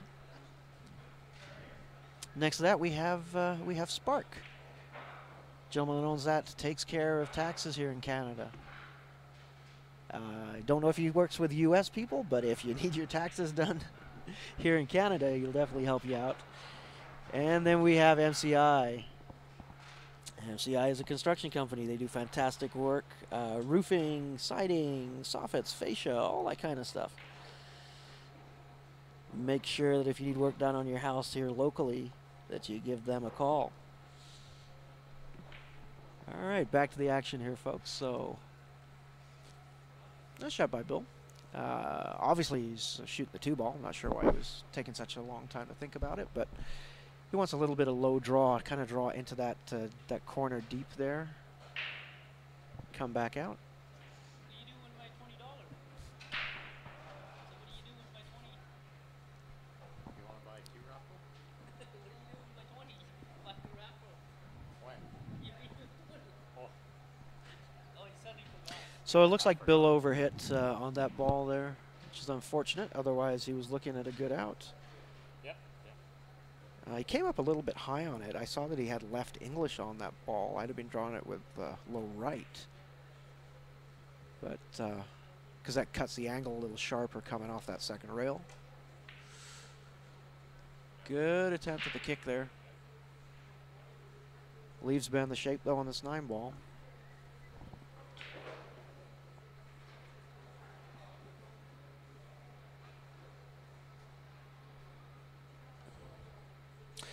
Jerry, I do not know what the price point is on the jumper. Grant may know that. If not, we can definitely find out as soon as we do know, and as soon as we have details, we'll let you know. There's already quite a bit of interest, but he has to get going on production, and that's not happening right now. He's just in the middle of a move, moving his shop back to Calgary. So he hasn't really told us what's going on, what we're going to be putting out there yet, because it might be just a little bit. Nice shot from Ben. Gets pretty close to straight in shape there on the corner, top left. He's just going to float forward here. Looks like he's got a little bit of angle to the left, so he can float across there for the 14 ball. Sorry, not the 14, the 12. And just draw one rail out. Nicely done.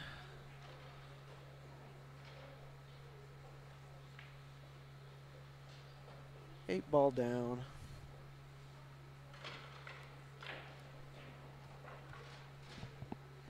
So Ben takes that first rack.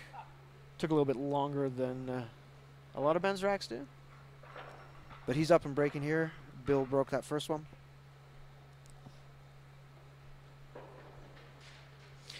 See if he's sticking with that second ball break.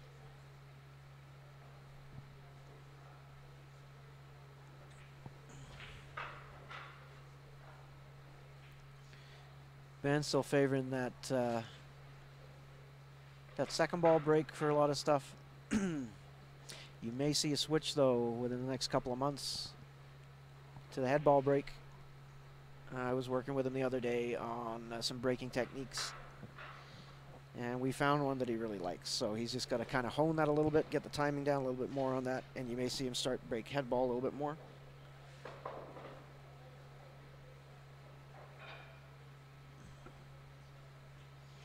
Oh, he's going for the break cue, so it looks like he is going to try this new breakout here that we were working on. Get the hit pin to it a little bit. Yeah. Hits him hard for a little guy. Yeah, it's all technique. It's all technique, Ben. Who taught you that?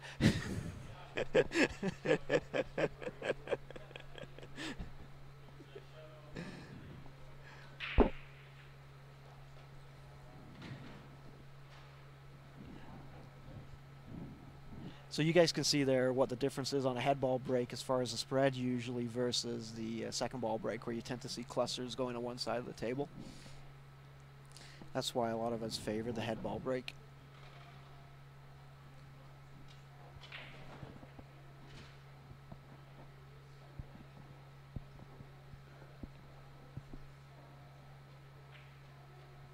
Oh, that's nicely done.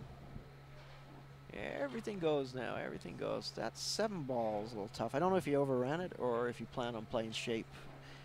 Maybe off the 5 to get behind that 7 ball.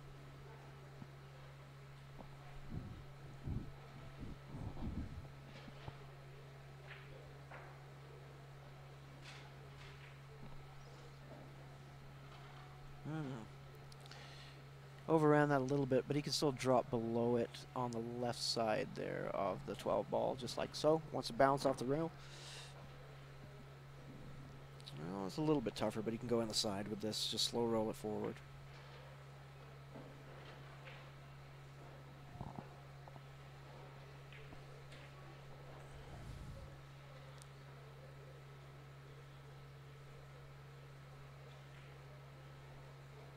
Really nice out by Ben there.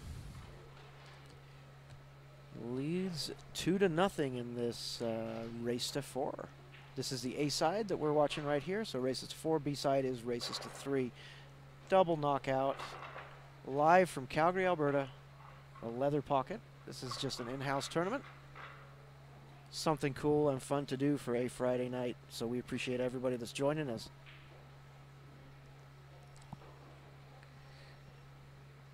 Got Bill up to break here. Looks like Bill's going second ball break. He did break really nice on that first rack. Had a good table.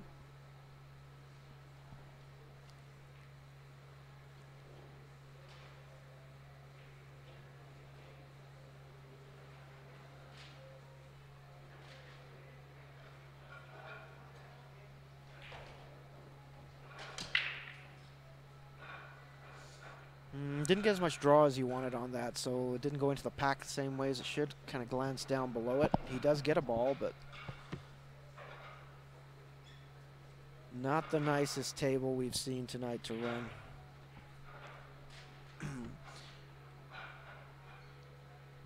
He may be able to see the 12 ball, but other than that, the 3 ball is the only ball he can really see.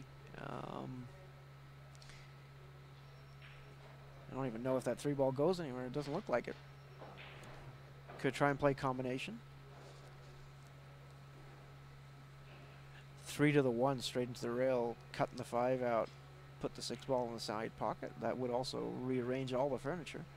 But if you can see this 12 ball cuts in this bottom right pocket as you guys look at it, then that'll be a shot. He's opting to go combination is what he's calling. 12 onto the 7, which would give him low ball if it drops. Oh, shooting the 5. Oh, that must have been dead. Tough to see here from this angle, guys. So it looks like the 11-9 combo to the 7 was dead.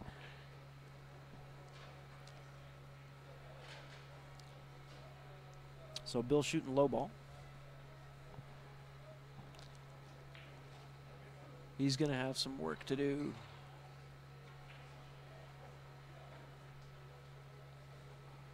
Left himself behind the 12 ball. Tough gut on the 2 ball to the top left corner.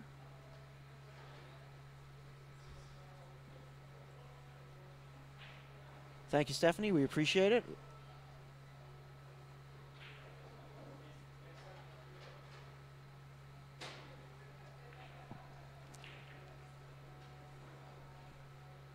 Oh, did things a little different there. Missed the ball. Let's let Ben in.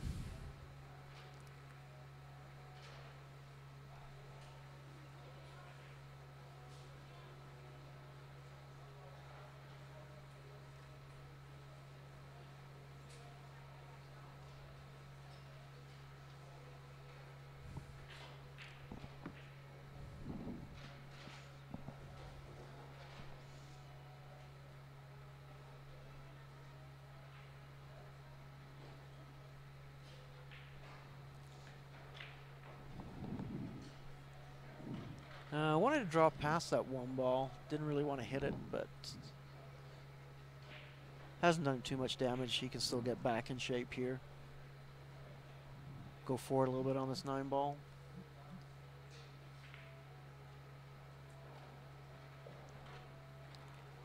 This big bounce gives him the 13 in the top right corner.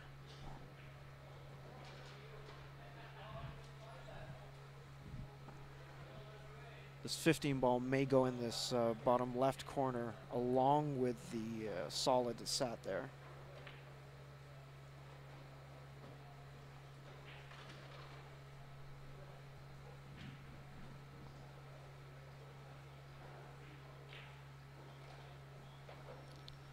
Didn't get as much left English on that as he wanted to juice up. This would be a really nice shot if it goes. If he aims to hold it there, draw across table to be in between the 12 and the 10 ball. Nope, shooting the 10 right now. This is probably a better way to go. Can draw into some stuff. Did not hit the 12 ball like he wanted. That's why he's shaking his head. So not a lot of angle here on this 14. He's looking at where he can get to get a makeable shot. And sorry guys that I couldn't see the color. It looks on our, I was just watching on our monitor here. It looks like it might have been the 2 ball down the bottom corner, but that is of course the 8 ball. So there's no way he's putting that down with another ball. Looks like he's going for a big bank here. Chris, I'm sorry.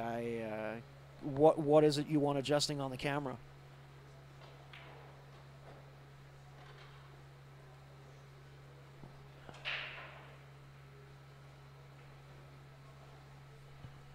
Ben does not get the bank there like he wanted.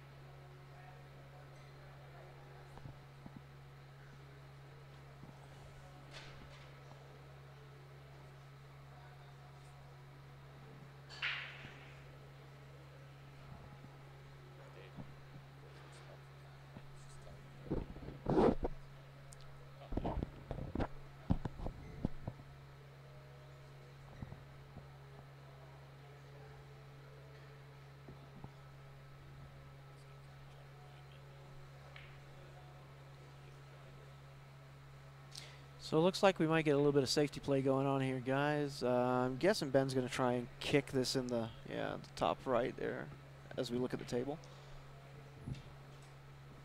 Might as well. Eric, this is Calgary, Alberta, Canada. Good shooters here. Pretty much the pool hub, or getting to be the pool hub for the country. Not sure why he decided to go that route.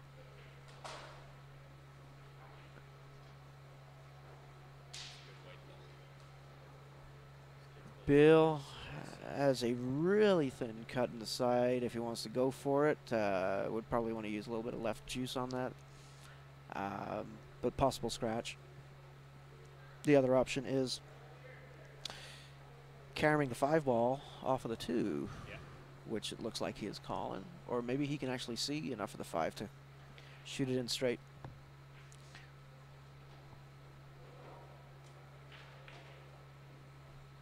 Big hit, gets lucky there that that 12 ball did not put the 8 down, but has a shot at the 1 ball. Not easy. We can see the top pockets on our screen, so and on the tablet that we're looking at it.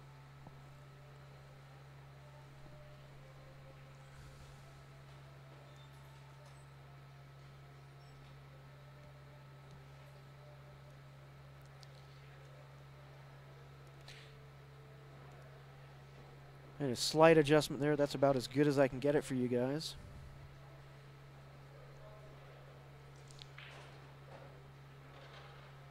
Oh, and he should have taken a little bit more focus on that 1 ball. He didn't have anything to worry about as far as a scratch or anything like that because of that stripe that was there blocking the pocket. He knew he was going to hit it, but he had no danger of the scratch. So that's one where you just bear down and make it. Ben just left with the 8 ball there. Nice and easy.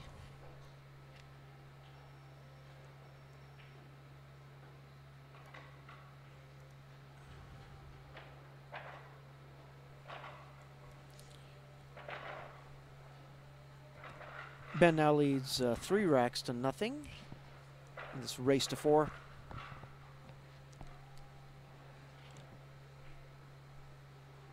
That's Ben Francis, who's becoming quite a name here very quickly.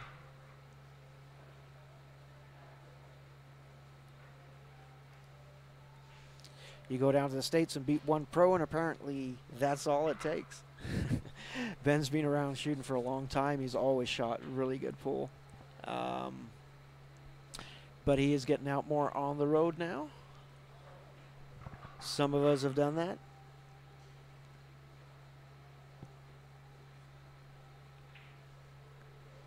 But for Canada, we're in a really good spot for pool, guys. Calgary, Alberta. Calgary is a great place for pool. We have a fantastic community here and lots of top players. Well, Ben decided to go back to his 2nd ball break, which he's been using most of the time. Works well for him. He gets a good spread off of that one.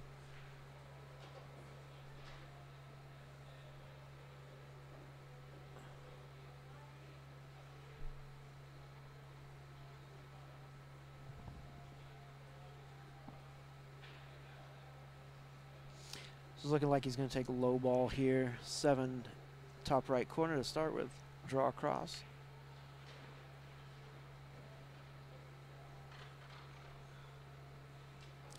One ball, same pocket.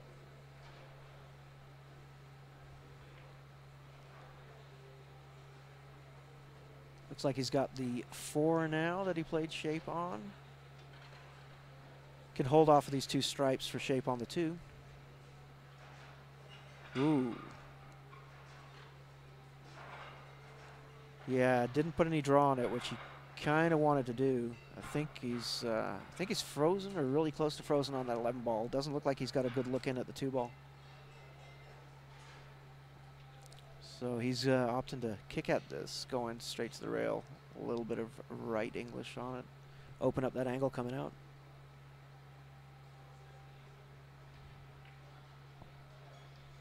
It's a good try by Ben there.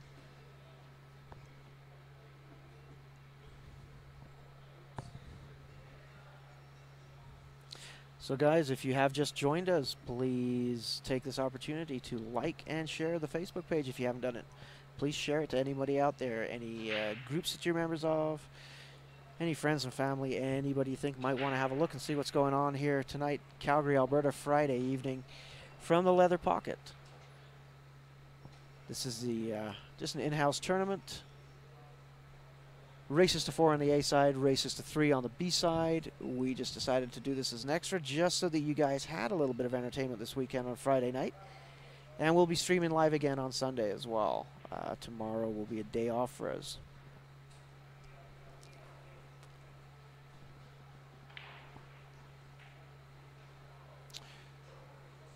Ooh, and that's not a good miss. Well, no miss is ever a good miss unless you're getting safe off it, but...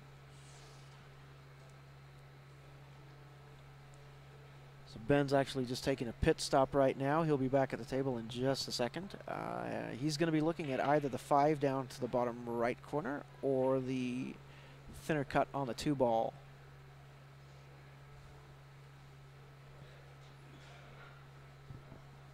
Which we'll see which one he likes better.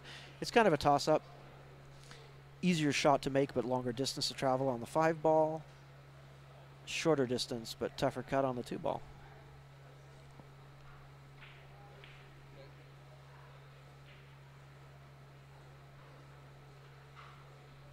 Takes a different option by look at. He's called the other pocket, so he's looking at banking the 2. I don't like that personally. I prefer to hit a ball to make that I know I can hit. So I'd take the tougher 5. I think the 5 in this bottom, or this, yeah, bottom right corner as you guys look at it, is an easier shot than the bank.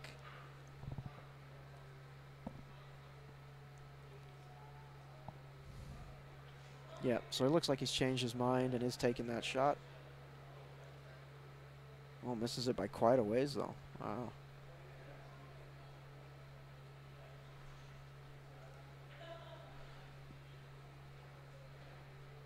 So Bill gets to be thankful. Gets back at the table here.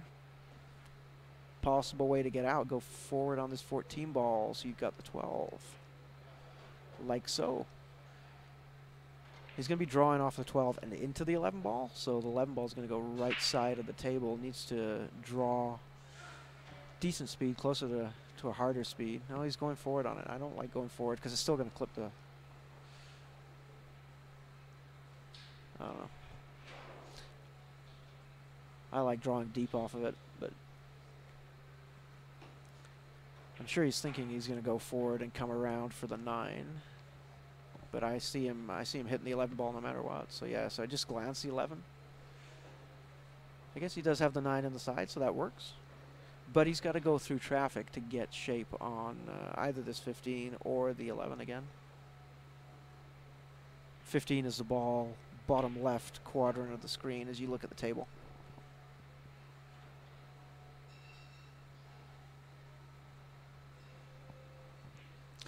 I don't know what you mean there, Eric, about rubbing the table. Who are we talking about?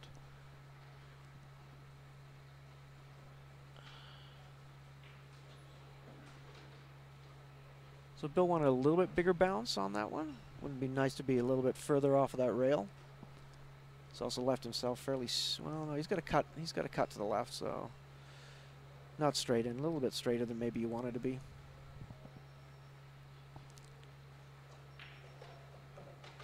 Overhit that. He's hooked on that 6 ball, or by the 6 ball rather, on his 11.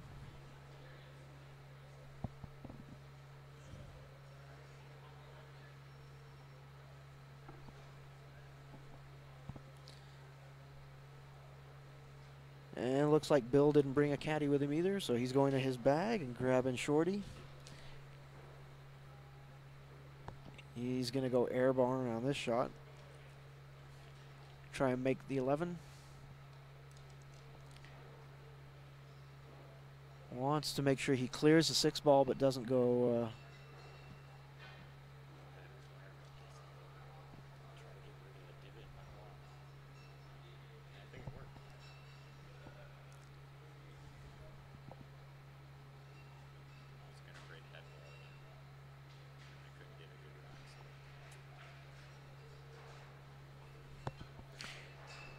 Well, there is an answer to that, Jerry and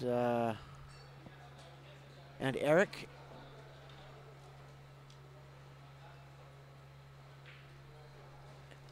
And Ben will give you that answer as soon as he's actually here at the table. He'll be coming to do some commentary here, I believe, after this match.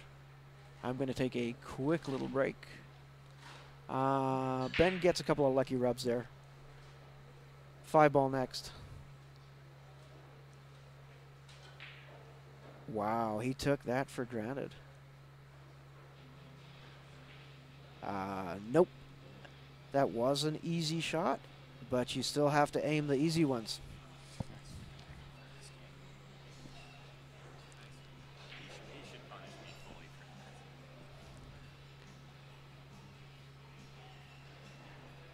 Well, Bill's looking at this from every angle, but I don't think he has the bank in the side, so that kind of makes that decision for you.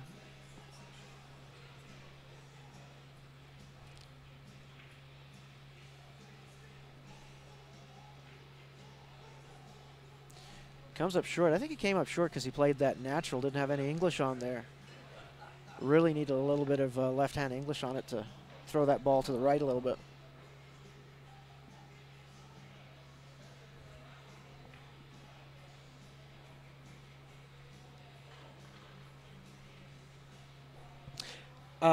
Yeah, Jerry, that was the answer. I just thought it'd be nice to have Ben answer that question for you guys since he did it.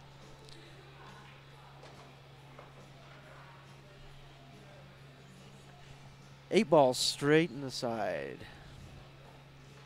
So Ben Francis takes that match 4-0 against Bill. We will have another match coming up here right away. Stay with us, please. We appreciate everybody tuned in. Ben will be right back here on the mic here in a second. I'm going to take a quick break here. I'll be back with you guys too in just a minute. So stay tuned. Expect to hear from Ben. I'll have him flash up the Q draw and the 50-50 that we also have going. And also, if there's time here, show you those shirts that we have up on our website, qsportslive.com, and what's going on here at the Leather Pocket for the local players as far as our rates, hourly and monthly. Or, sorry, hourly and daily. I'll be right back, guys.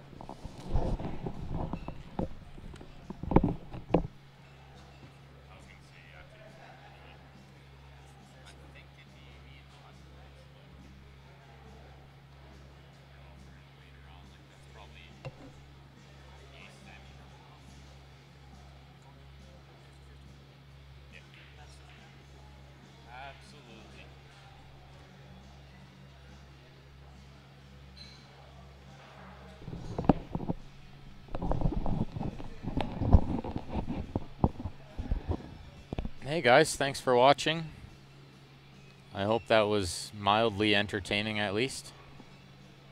Not the best match, but not the worst either. I'm just going to sit in for Dave for a moment here while he runs to the washroom. And then we should have another match coming up in the next, I would say, 5 minutes or so. We'll get somebody on here. Until then, I will throw up the Q raffle that we have going. OB1, sorry, OB with the OB1 shaft. 34 tickets at $20 each. I think we're down under 30 tickets now. Should go quick. It's a really nice queue. Thanks, Chris. What's up, Chad?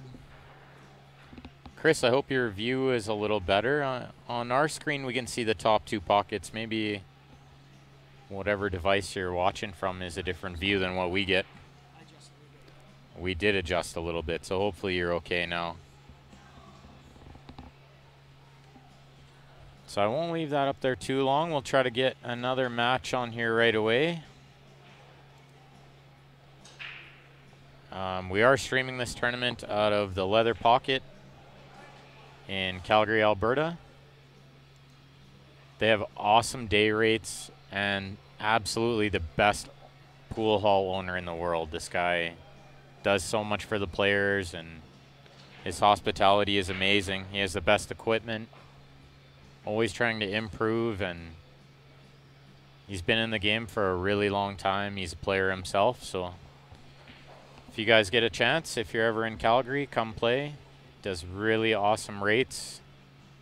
His play all day rates are second to none for sure. Thanks, Todd.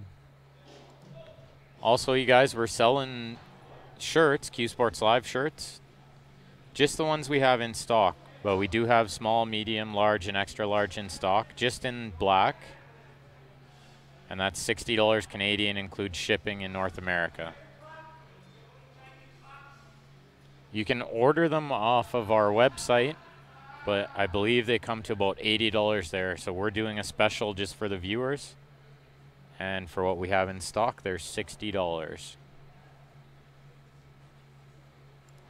So right now, I'm going to just leave this unmanned for a moment. And I'm gonna go see if we can get a match on this table right away. So just hang on a minute here, guys. I'll be right back.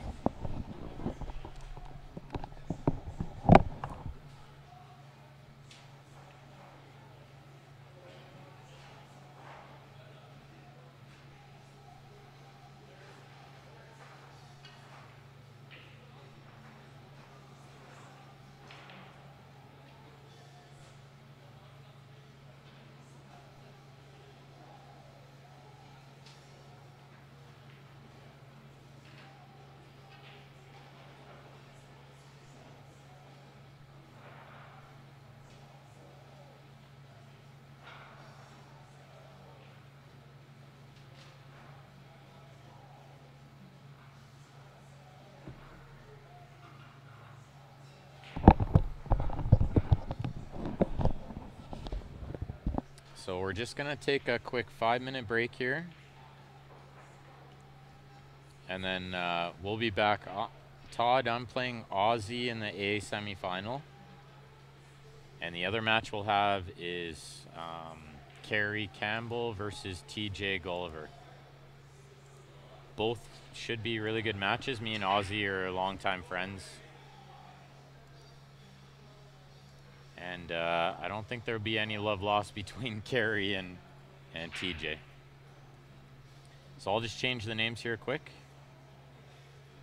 And then we're just going to take a quick little 5-minute break. And we'll be right back. Both those matches will be raced at 4, guys. Both A-side semifinals. So if you guys just want to hang out for 5 minutes or so,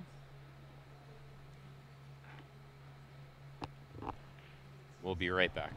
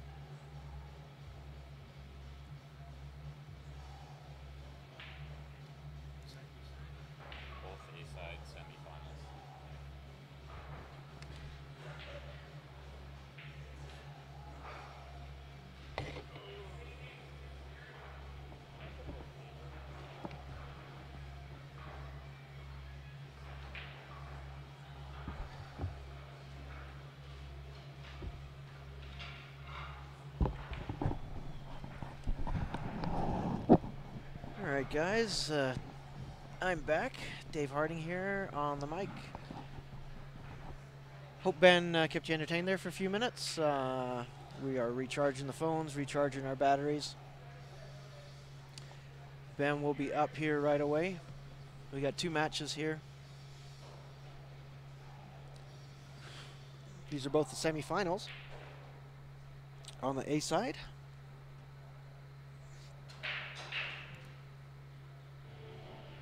And because it's the semis, I'm going to put both tables up here.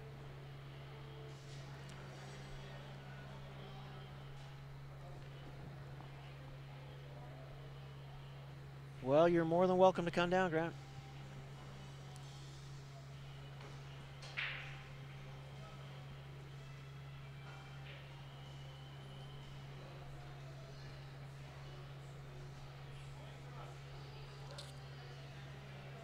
Actually, to try and keep track of the scores, guys, I'm going to have to do one table or the other, but I'll try and back and forth a little bit if we can.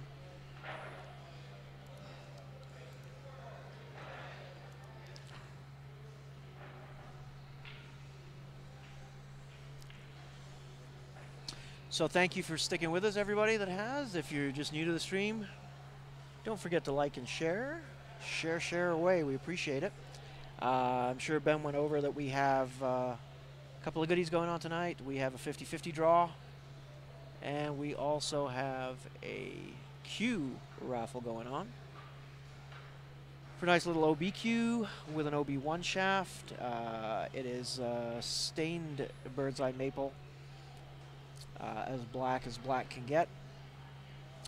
Irish linen wrap on there, black also to match. Silver stitch rings, top and bottom. Only $20 Canadian a ticket.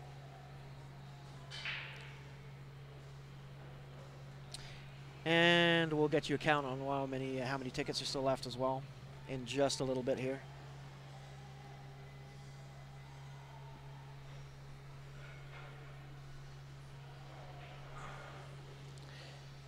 That's right, Grant. Somebody's got to crack their whip around here.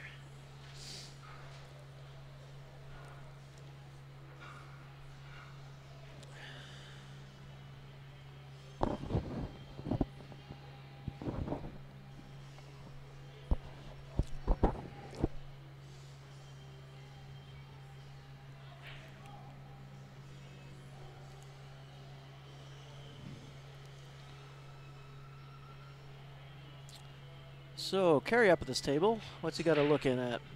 High ball looks pretty good from this angle.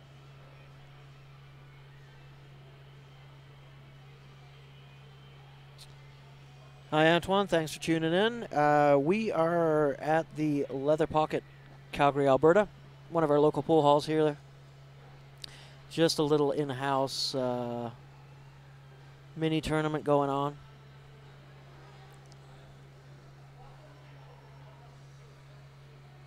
So we appreciate you joining us all on a Friday night. We have semifinal matches going on here, semifinal action on this table. Kerry versus TJ. Looks like he came up a little short if he was playing shape on that 9-ball.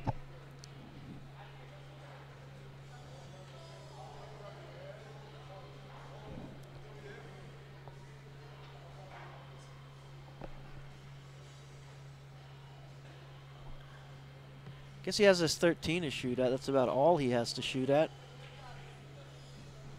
12 and the 10 go from where that cue ball is right now. It's nicely done. Smooth stroke pushes that back up.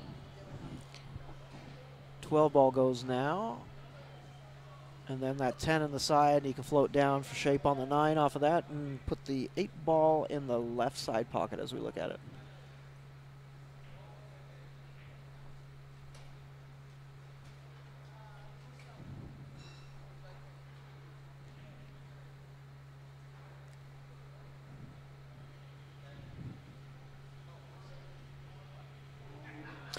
Don't forget, guys, if you do want in on that 50-50 draw or on the Q raffle, when you transfer funds, please just put in the notes there what you're transferring it for, as both of those amounts can cross over. We need to know whether you're buying 10 tickets or buy for the 50-50, or whether you are buying 1 ticket for the raffle. So please just put a note in there for us. Makes it a little bit easier.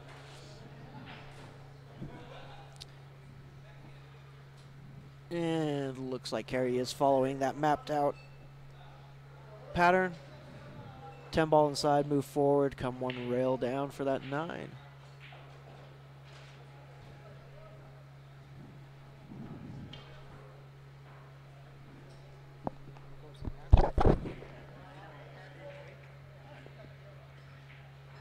Ben's here, but he's been playing, so I've been doing most of it. So.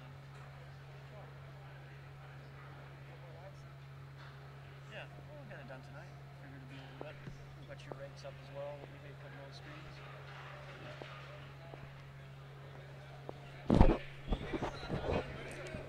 Oh, nicely done by Kerry there. 8 ball in that top right corner. It's a good out. He takes the lead here, 1-0. So race to 4, one of the A-side semifinals.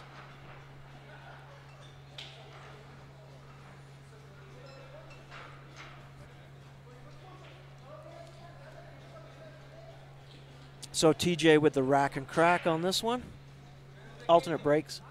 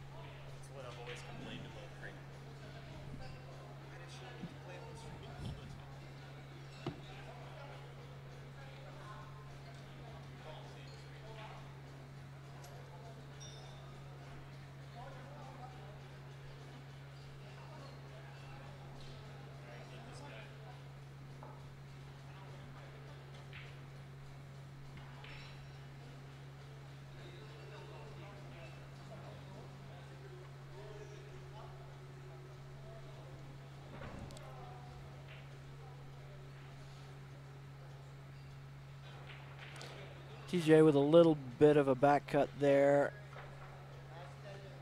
Goes into everything. Rearranges the furniture.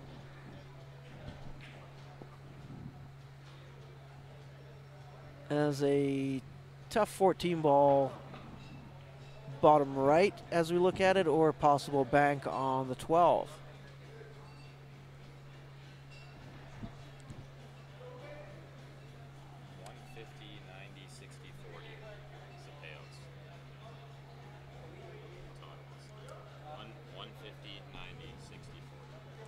Okay, Todd, so the payouts are 150 for first, 90 for second, 60 for third, and 40 for fourth. That's Canadian, so that's about $10 US a piece.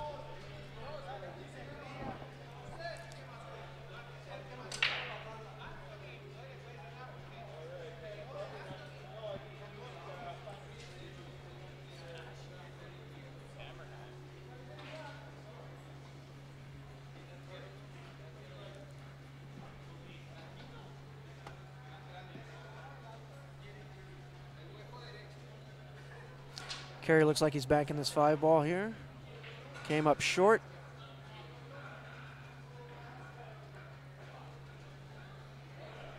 It's going to be a scrappy rack here for this one.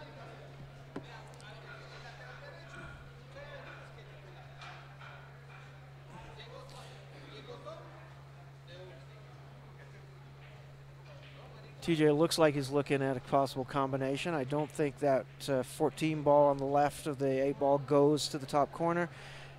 Really, I only see the 9 in this bottom left corner as we look at the table.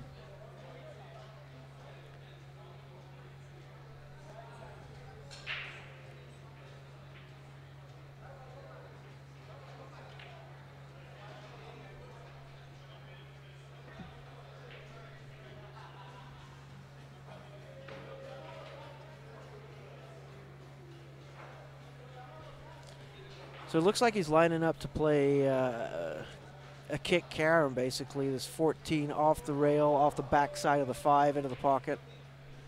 Yeah, wasn't the best choice, I don't think. Especially with what he's leaving here.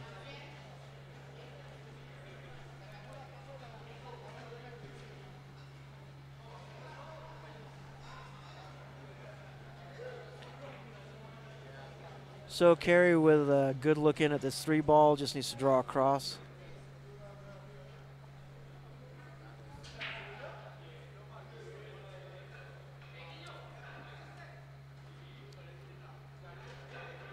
Overran just a little bit, I think. He's got the 7, but he might want to think about taking the 1 as well right now.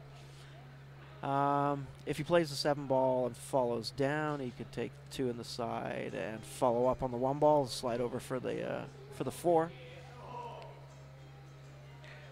Or he could play the 7 ball, hold for the 4, and then draw across for the 1 in the side. Lots of options. Let's see what he does here for a pattern.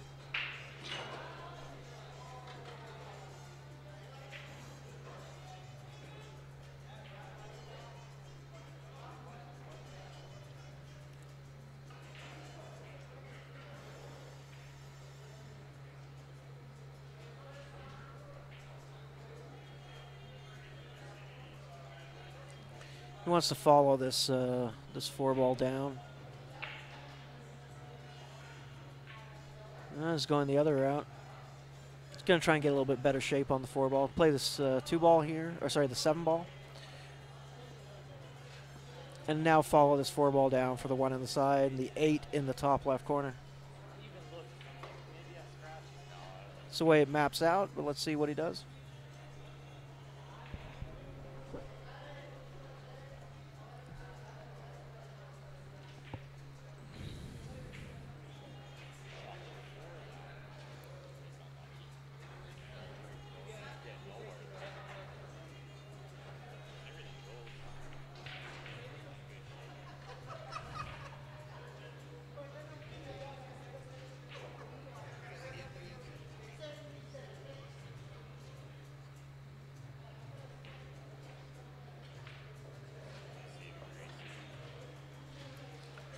Well, he opted to draw rather, or to stop rather than going forward. That's going to give him a tougher cut on the 1 ball and going into traffic towards that 12 ball for shape.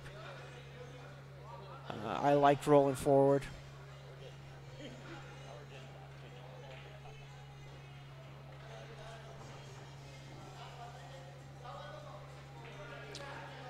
He could try and cut this in with the reverse English. That makes that shot a little bit tougher, so right side on the English. He gets lucky. 8 in this left-hand side.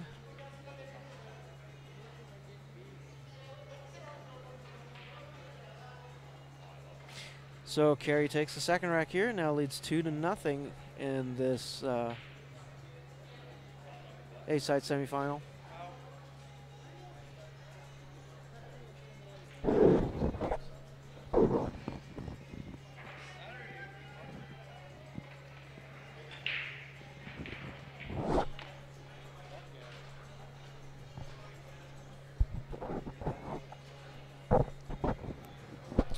Now while he's racking here, we'll just have another quick look at the other table.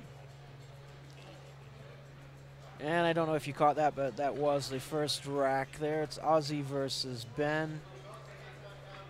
Ozzy takes that one.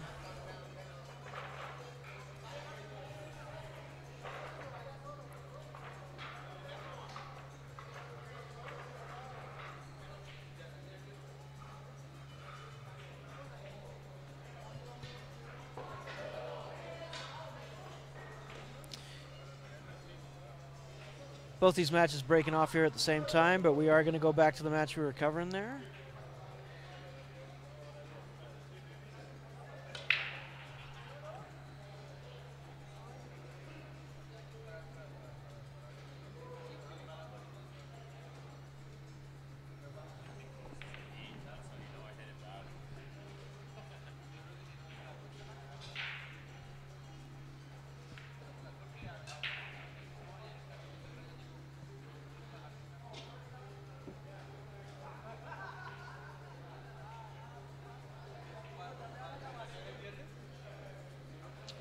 So dry break there on this table. TJ gets the table first.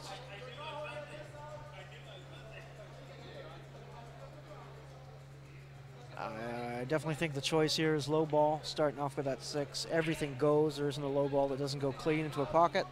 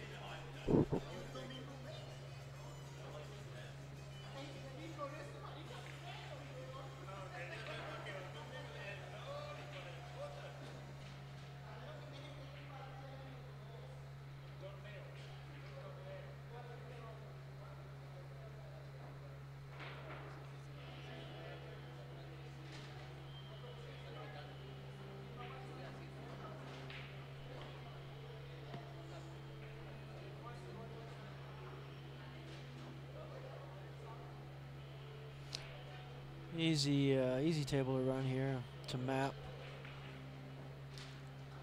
And that's a good choice to go down for the 5 right away. A little bit straighter than he wanted to be, but he can go forward just a little bit. And that 1 ball still goes pretty easy, and he can hold shape for the 2 or the 3, whichever he prefers.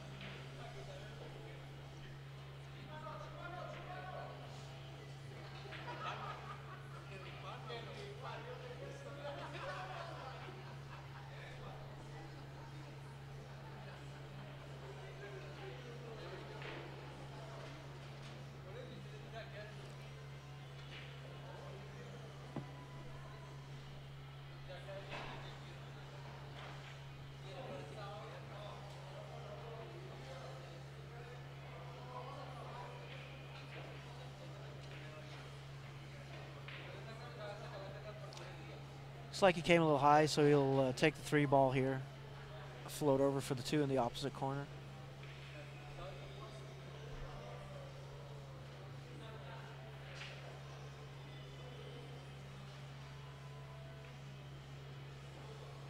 No, came all the way back. That works as well.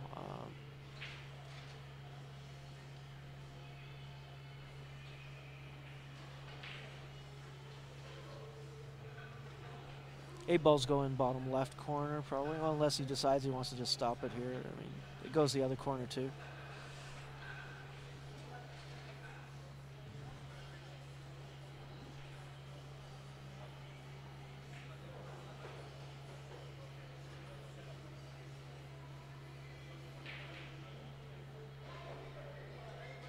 It's good out by TJ. So he pulls one back, now trails 2-1 in this match.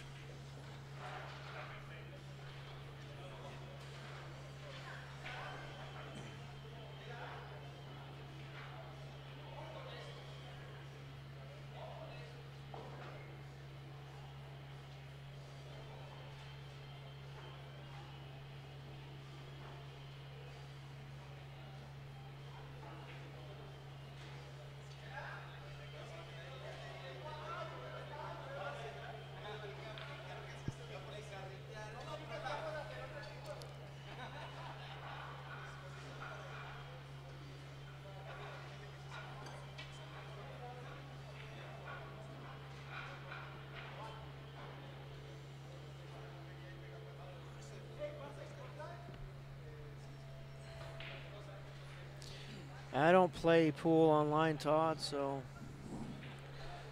unless you're coming to Alberta, feel free to come visit us, though. We'll round up as much action as you can handle.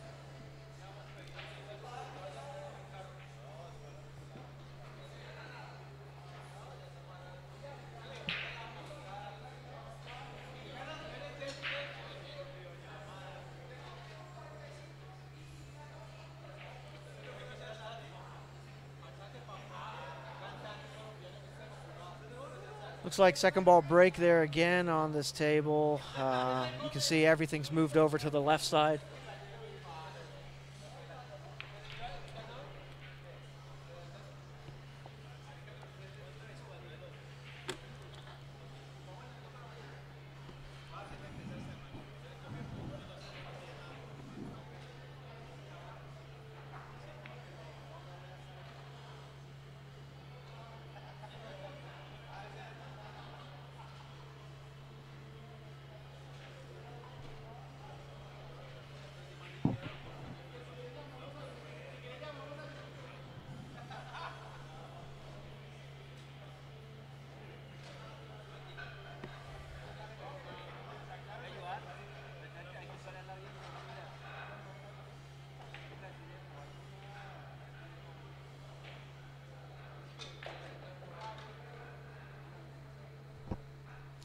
And how are you going to get back if you lose, Todd?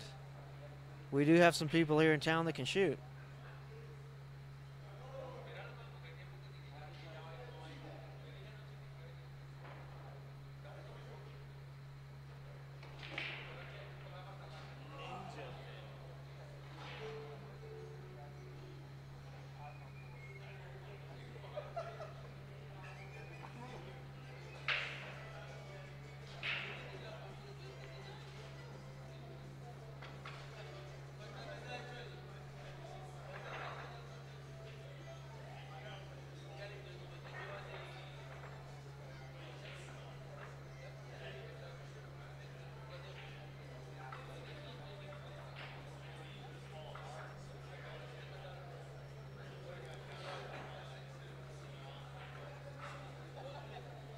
It is, Todd, but it's a serious offer. If you wanted to fly up and play some pool, we would definitely find you action here in town.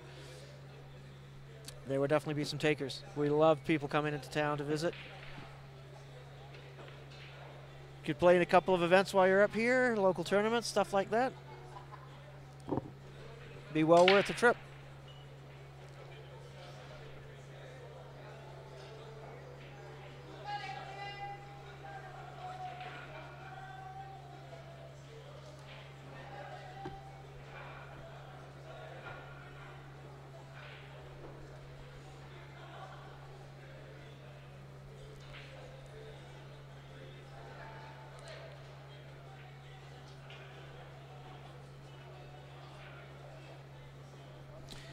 So looks like PJ's going to go into the stack here off the 5 ball. He just needs to decide now whether he wants to go in 1 rail up or going 2 rails up in towards the 6 from the back end.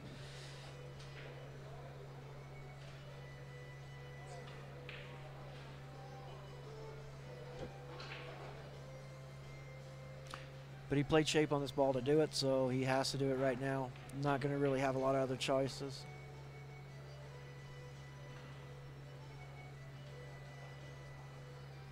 So right English, he could come 1 rail up. I guess he has the 4 in the side, maybe. It's tough to see from this angle.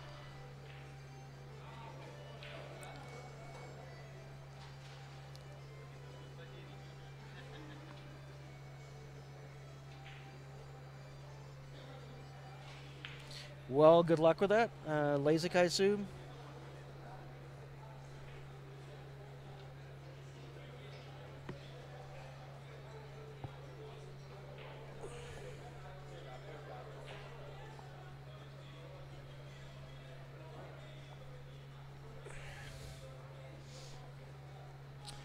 Yep, haven't had that done myself. My first ex-wife had that done.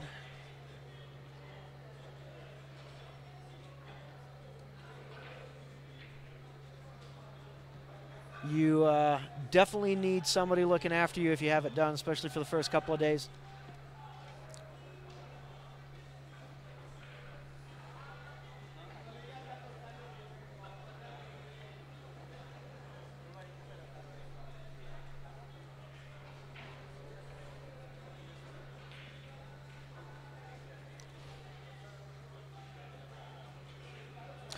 Oh, well. That's going to be pretty routine. Are they reattaching it, or are they putting in the new lens?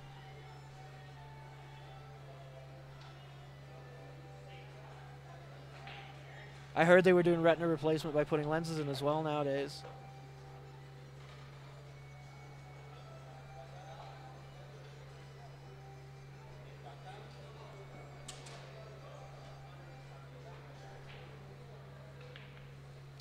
Well, I wish you all the best with that, my man, no matter what. Make sure you check in after that's done, a couple of days after, and let us know how you're doing. We appreciate it.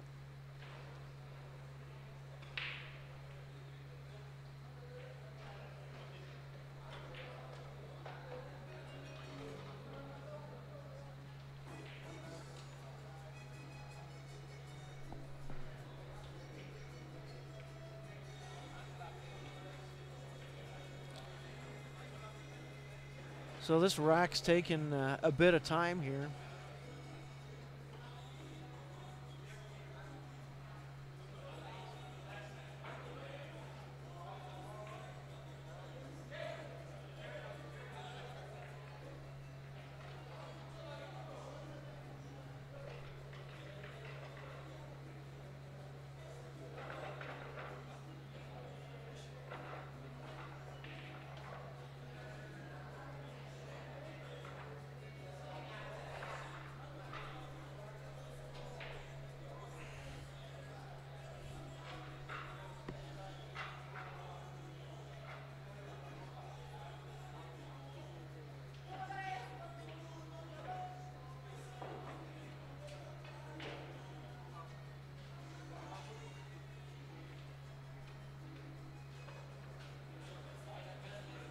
So it sounds like we have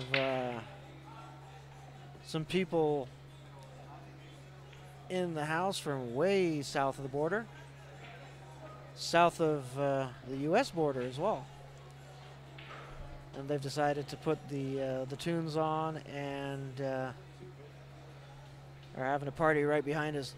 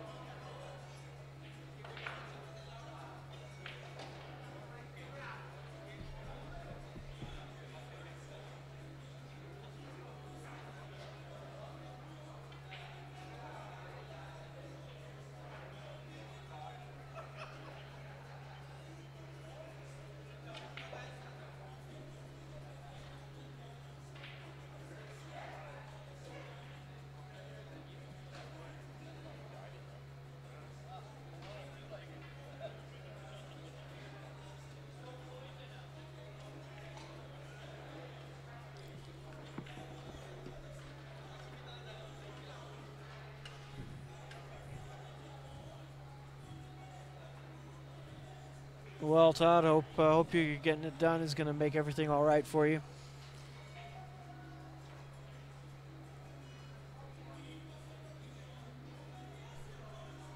Well, this is definitely taking a long time to make some decisions here on this other table.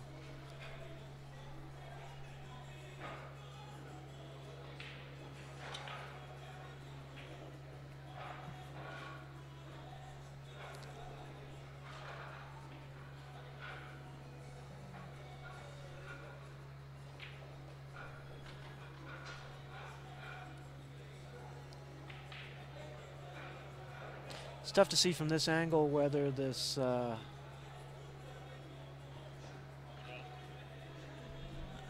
think it's a 13 ball goes in the corner. If it does, he's going to have to follow it down.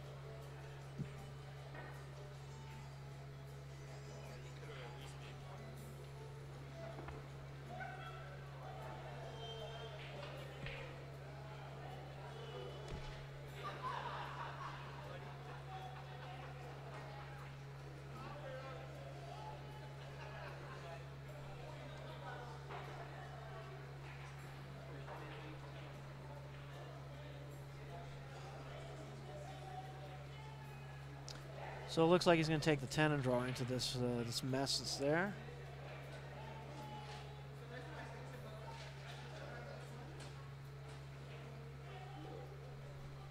Personally, I liked if it went to the corner, following it down and taking the 15 ball to the top right and breaking into this group, because you knew you'd be pushing the 10 ball towards the bottom of the table. This broke a little bit unlucky for him, but it can be part of the choice as well.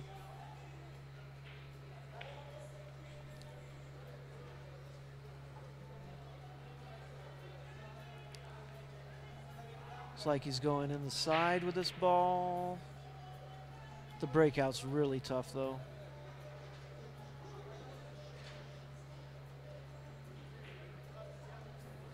From the angle that I have here, it doesn't really look like it cuts. I don't know.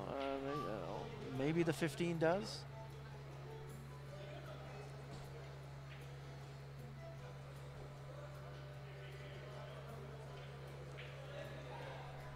It's tough to see on this angle that we have here on the table. Sorry about that, guys.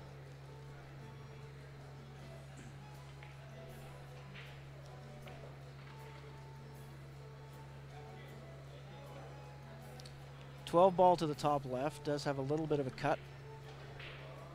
Should ideally be trying to power around 3 rails or draw 1 rail. Be deep. Did not draw enough. He has a look in at the 10, but it makes it a lot tougher cut than it needed to be. So, or sorry, at the 8. So 8 ball, bottom right corner pocket as we look at it.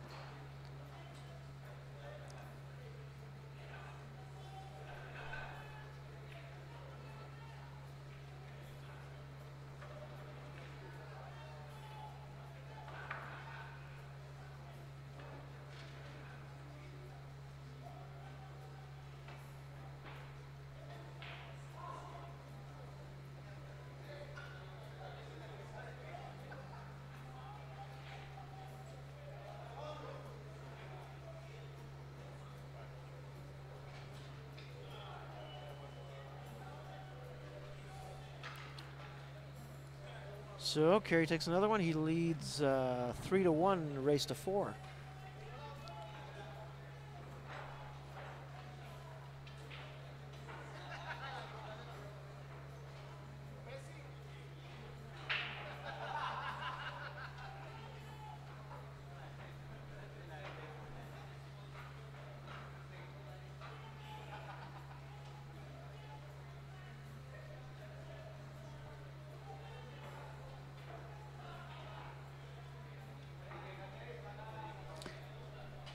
So don't forget, for those of you just joining us, please like and share the stream. Share it to any groups, friends, family, anybody you like.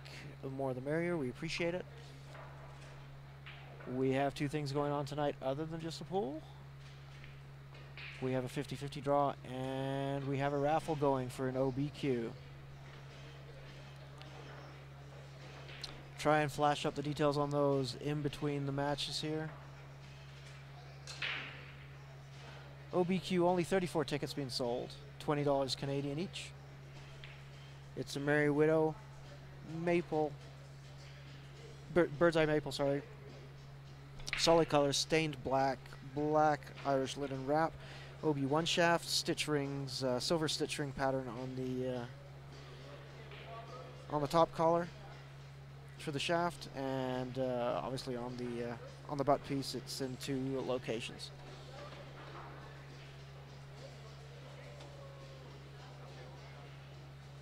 That also includes shipping to anywhere in North America. So if you win online, we ship it to you at our cost.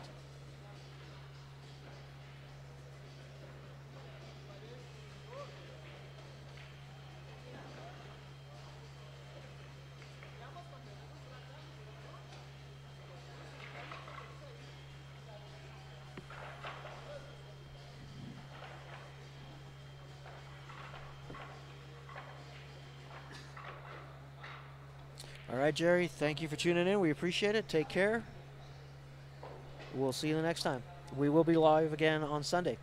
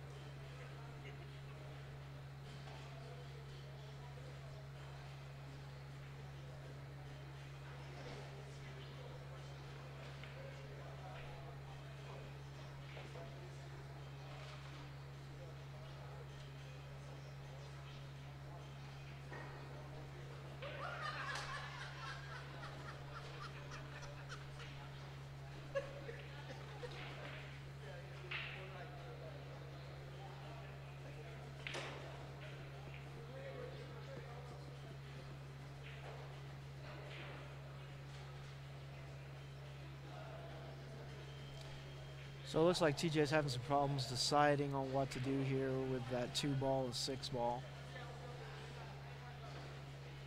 Once the 7's down, the 2 goes in the same pocket once he gets down there, and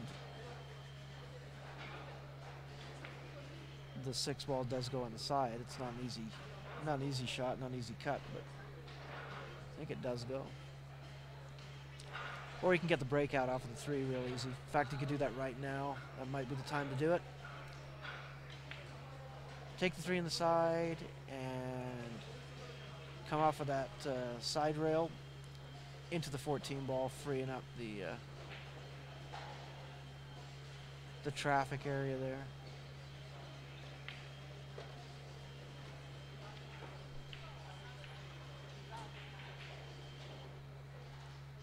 I don't have the score on the other match.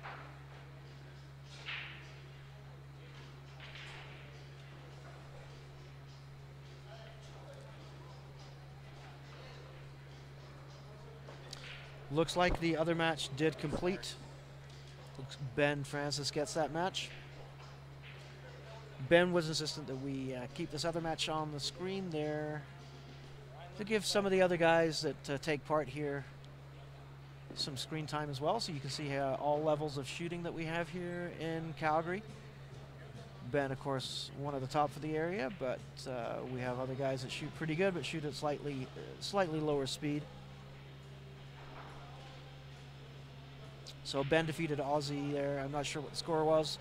Ben should be sitting in here in just a second, and maybe he can tell you guys about how his match went.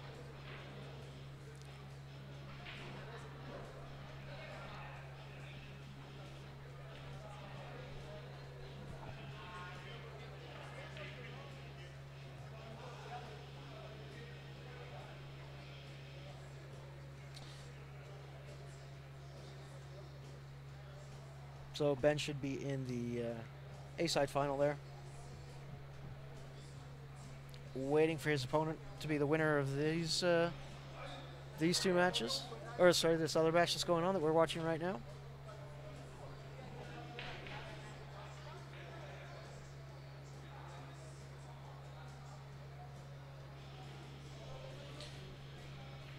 And as soon as Ben comes up here, I'm going to take a quick break.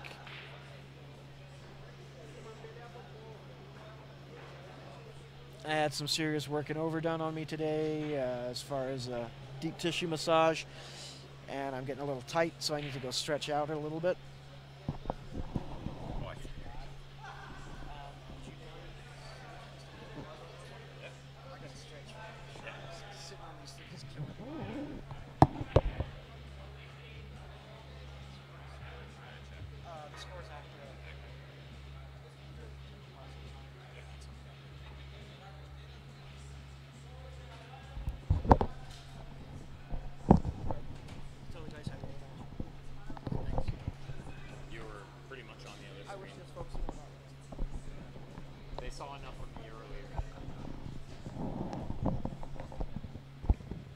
Hey guys, Ben Francis here. Just sitting in while Dave goes for washroom break. Stretch his arms a little, see how the weather is. I will sit in between matches, but I've pretty much been playing straight since 7:30. So it's 10:30 now. So I think that was about 3 hours straight for me.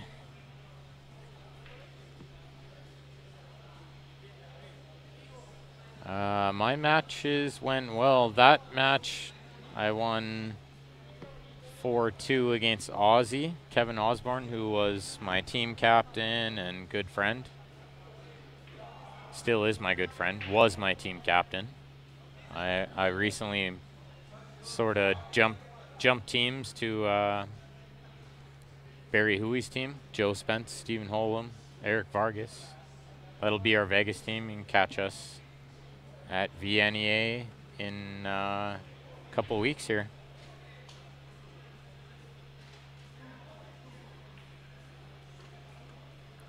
Thanks, Mike. I think Stephen Holm would be the most consistent player recently, but I could be easily argued as a close second.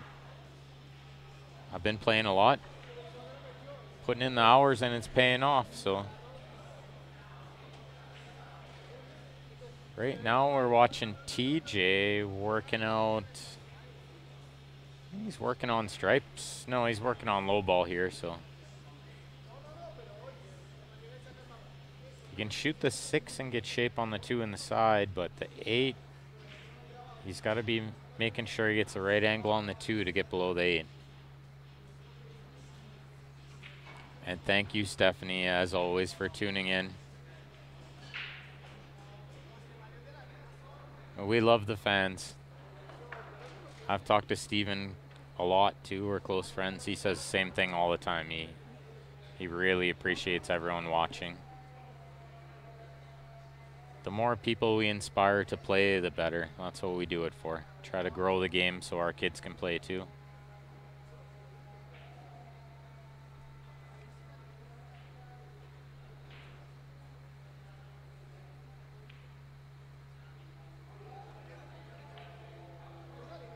So we'll see if he can slide under this. Oh, he went into the 13. I like that. Now he's straight in the side. Most guys would try to do something cute there and get below it, but he played the smart shot, used the 13 as a blocker. The tables here, Brian, they are amazing. These are the best tables that we have the pleasure of playing on.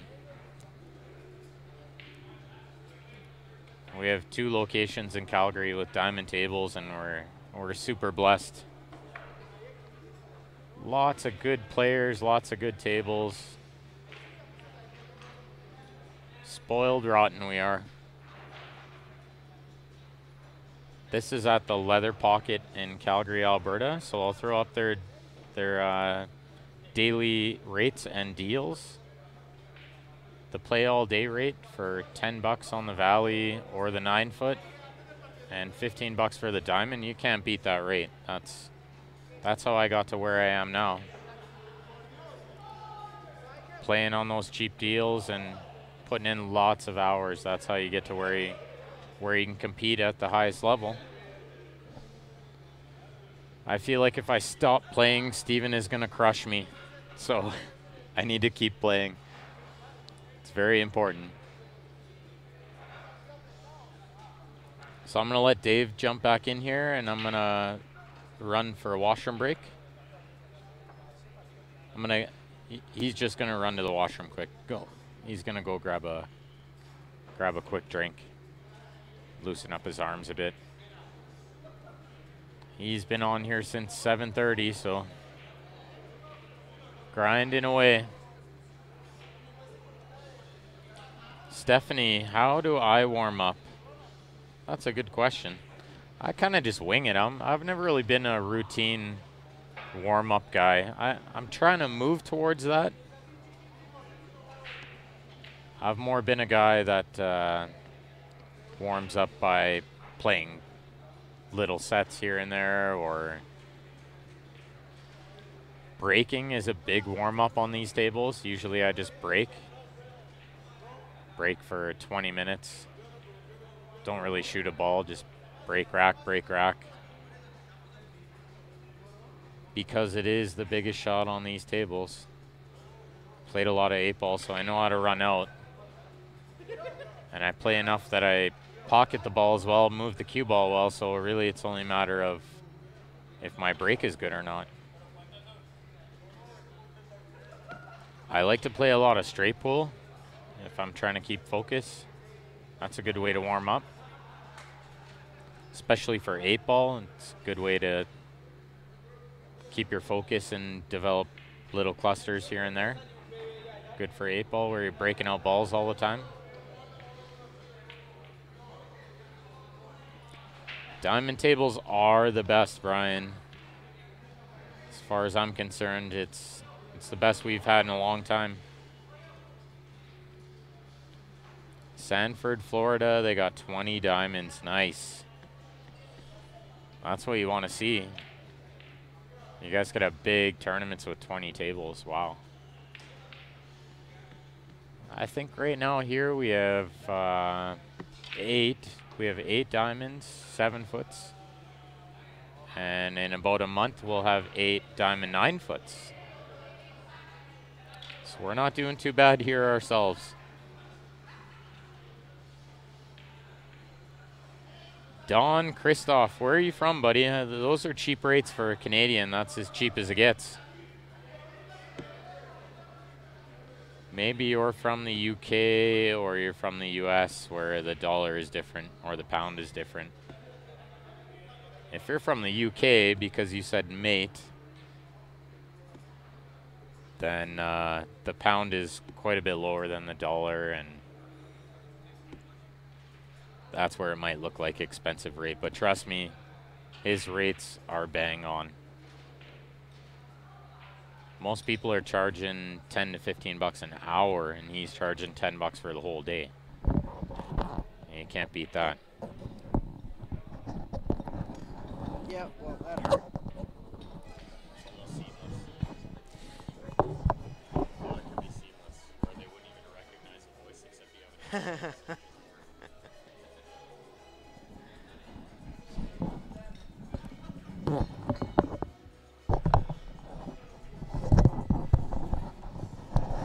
All right, guys. Dave Harding back here. Thanks for sticking with us. We appreciate it. So they're still finishing up this match here. I just went out there to hit a couple of balls.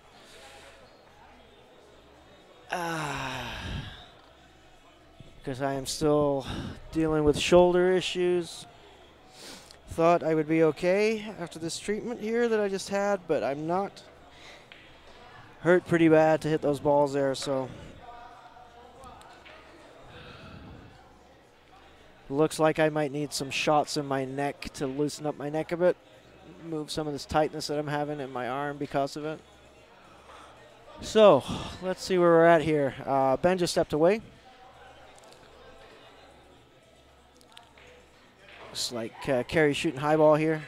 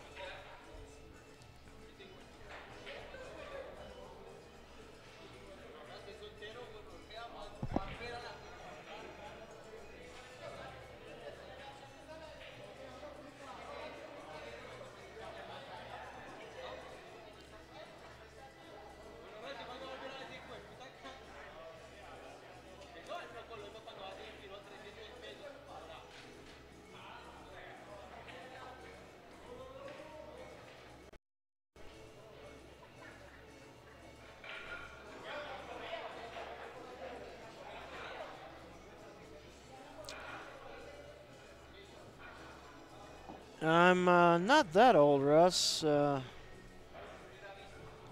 started with a rotator cuff issue about a year ago because of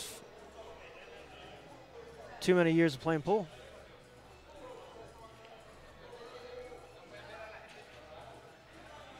I tried to cheat the pocket on that.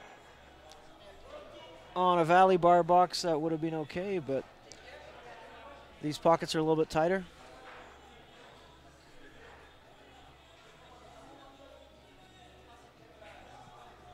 So a pretty wide open table here for TJ to run now.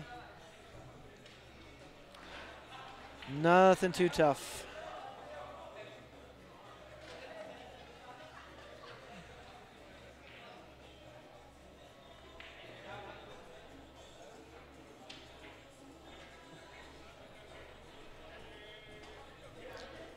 So I look for him to go forward on the 7 ball. No, he's shooting the 5. I don't like shooting the 5 first, but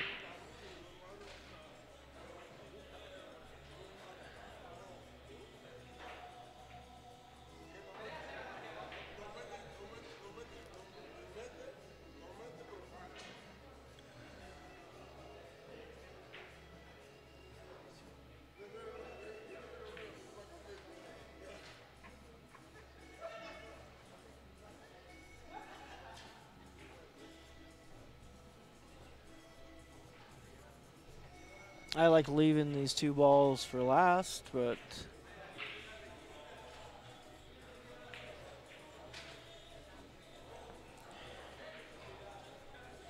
looks like he's going to finish on that 7 ball.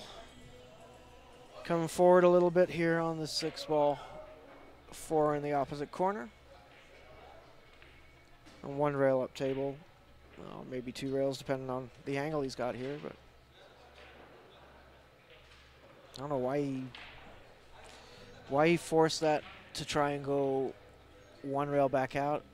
He could have just rolled it.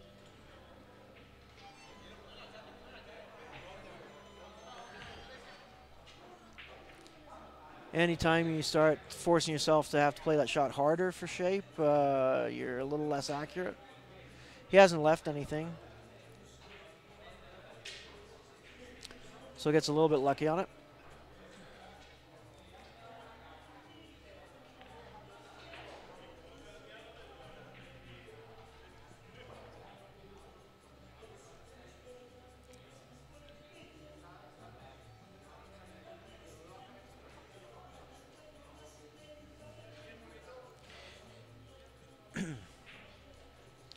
Not too tough to get a hit here, but unfortunately getting the hit is pretty much going to be a sell-out proposition no matter what.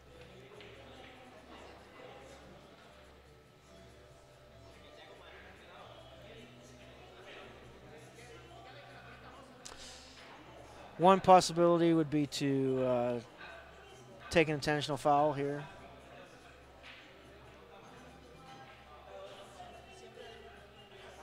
If he could freeze his opponent's 4 ball right onto the top of his 14 ball, then they could hope to get lucky.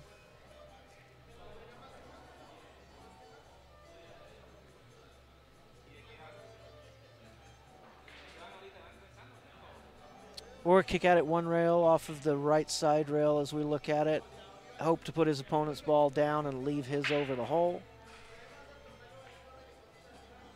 Might be the best choice.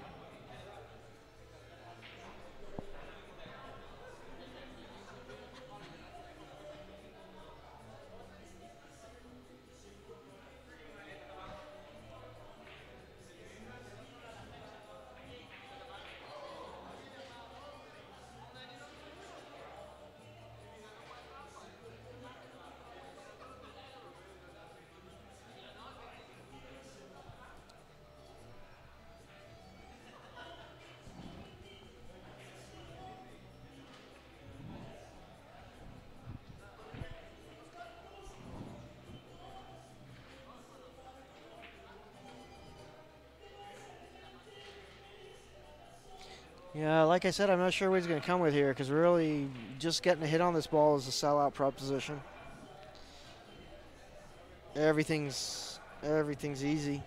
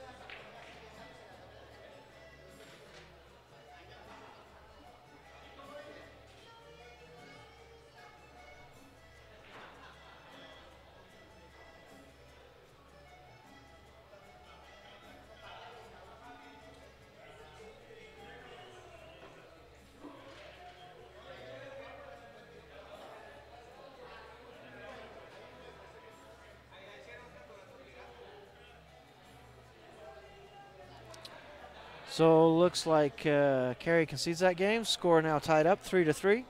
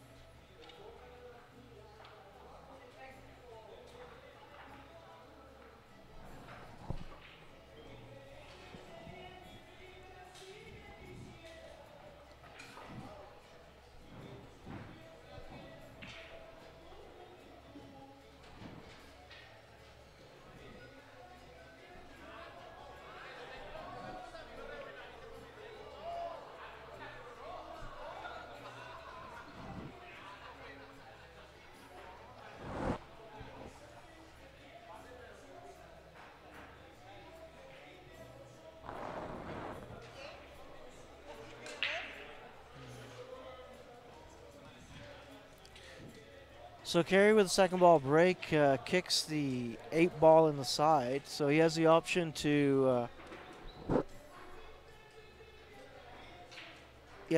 spot the 8 ball and run the rack as it is, or to re-rack and break again.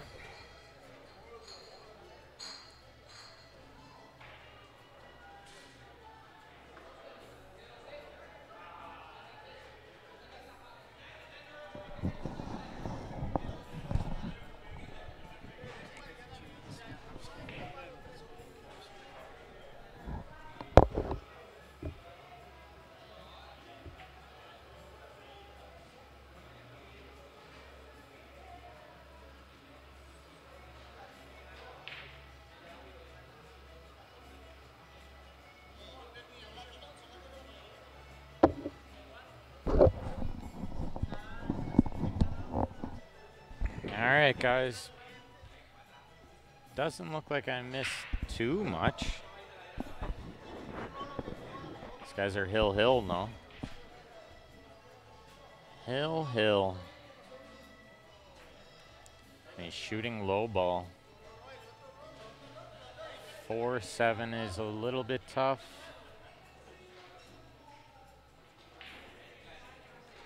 Eight doesn't count in any pocket, Brian, off the break. Get spotted or re-racked.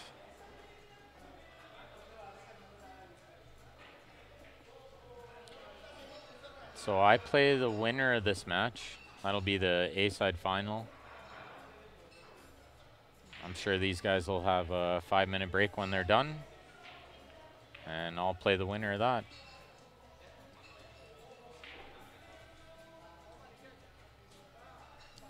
Oh my, Brian says. Yeah, he's in a little bit tough here with that 4-7 there. I just feel like to get on the 4 might not be that hard, but to get on the 7 could be a little tricky. A lot of balls in the way of that line. No 8 break, Brian. No 8 break. That's really only in bar rules or what they call straight 8 rules.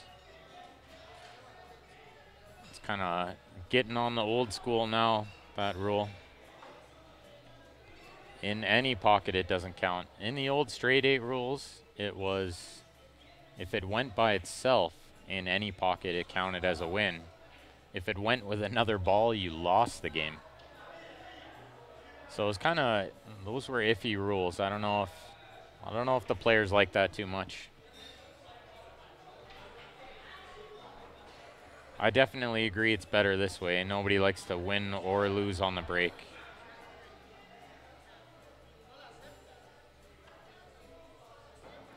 Comparable to a 9-ball where the 9-ball counts in any pocket, I'm not a big fan of that either. I think the game should be played out. Nobody should win or lose on the break. And yes, you're right, Eric, in the old straight 8 rules, if you made the 8 and scratch, it's a loss.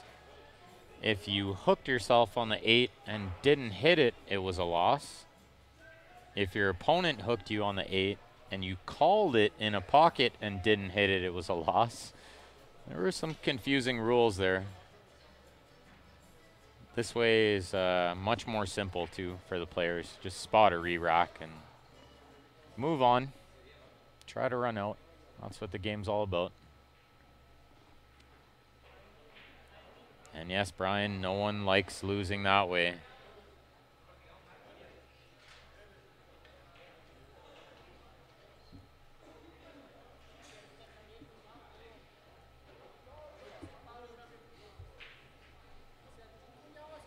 So I think he's got a little funny on this 4 where he's worried about bumping the 12 and blocking the 7.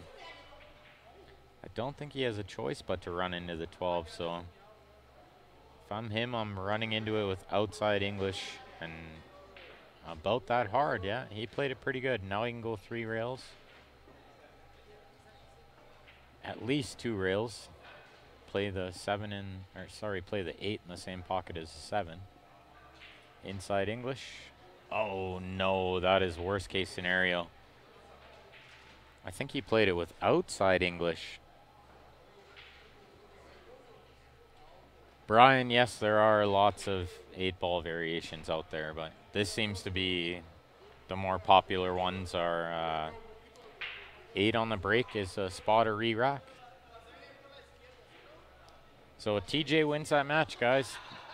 Kerry gets a little unlucky, runs out, makes the 8 in the same shot as the last ball. Little unlucky.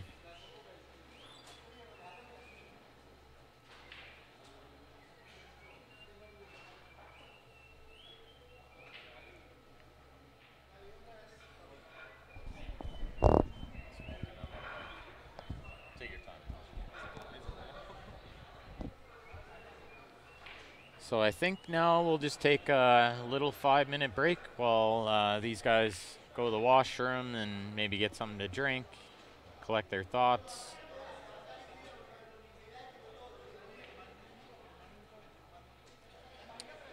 So I'll throw this Q raffle up on there quick, guys.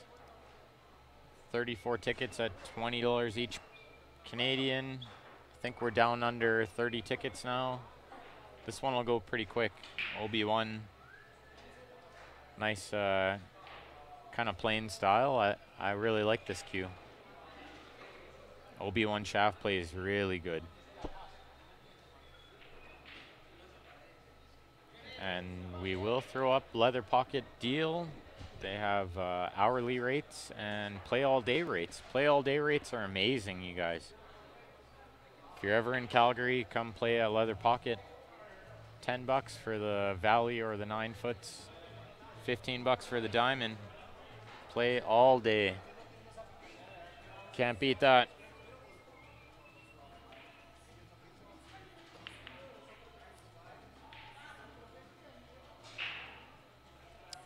Nothing worse than early aiding. Yeah, you're right about that, Brian. It's more painful when you run out too. In Eric's hometown, he plays crazy 8, 1 and 15 ball on the side, bank the 8. I love those rules. That's a fun one. And yeah, Brian, that is a little far from Florida. Maybe one day you can make it up, though, if you're ever in Canada. Western Canada, come check out Calgary, Alberta, leather pocket. So I'm going to bang a few balls while I'm warming up for the next match. If you guys want to stick around, we'll be about, I would say, we're gonna restart the stream because we're just over 3 hours now. So we'll just shut it down and we'll restart it. And if you guys want to tune back in about 5 minutes, we'll be right back up and we'll have the A-side final. Thanks, guys.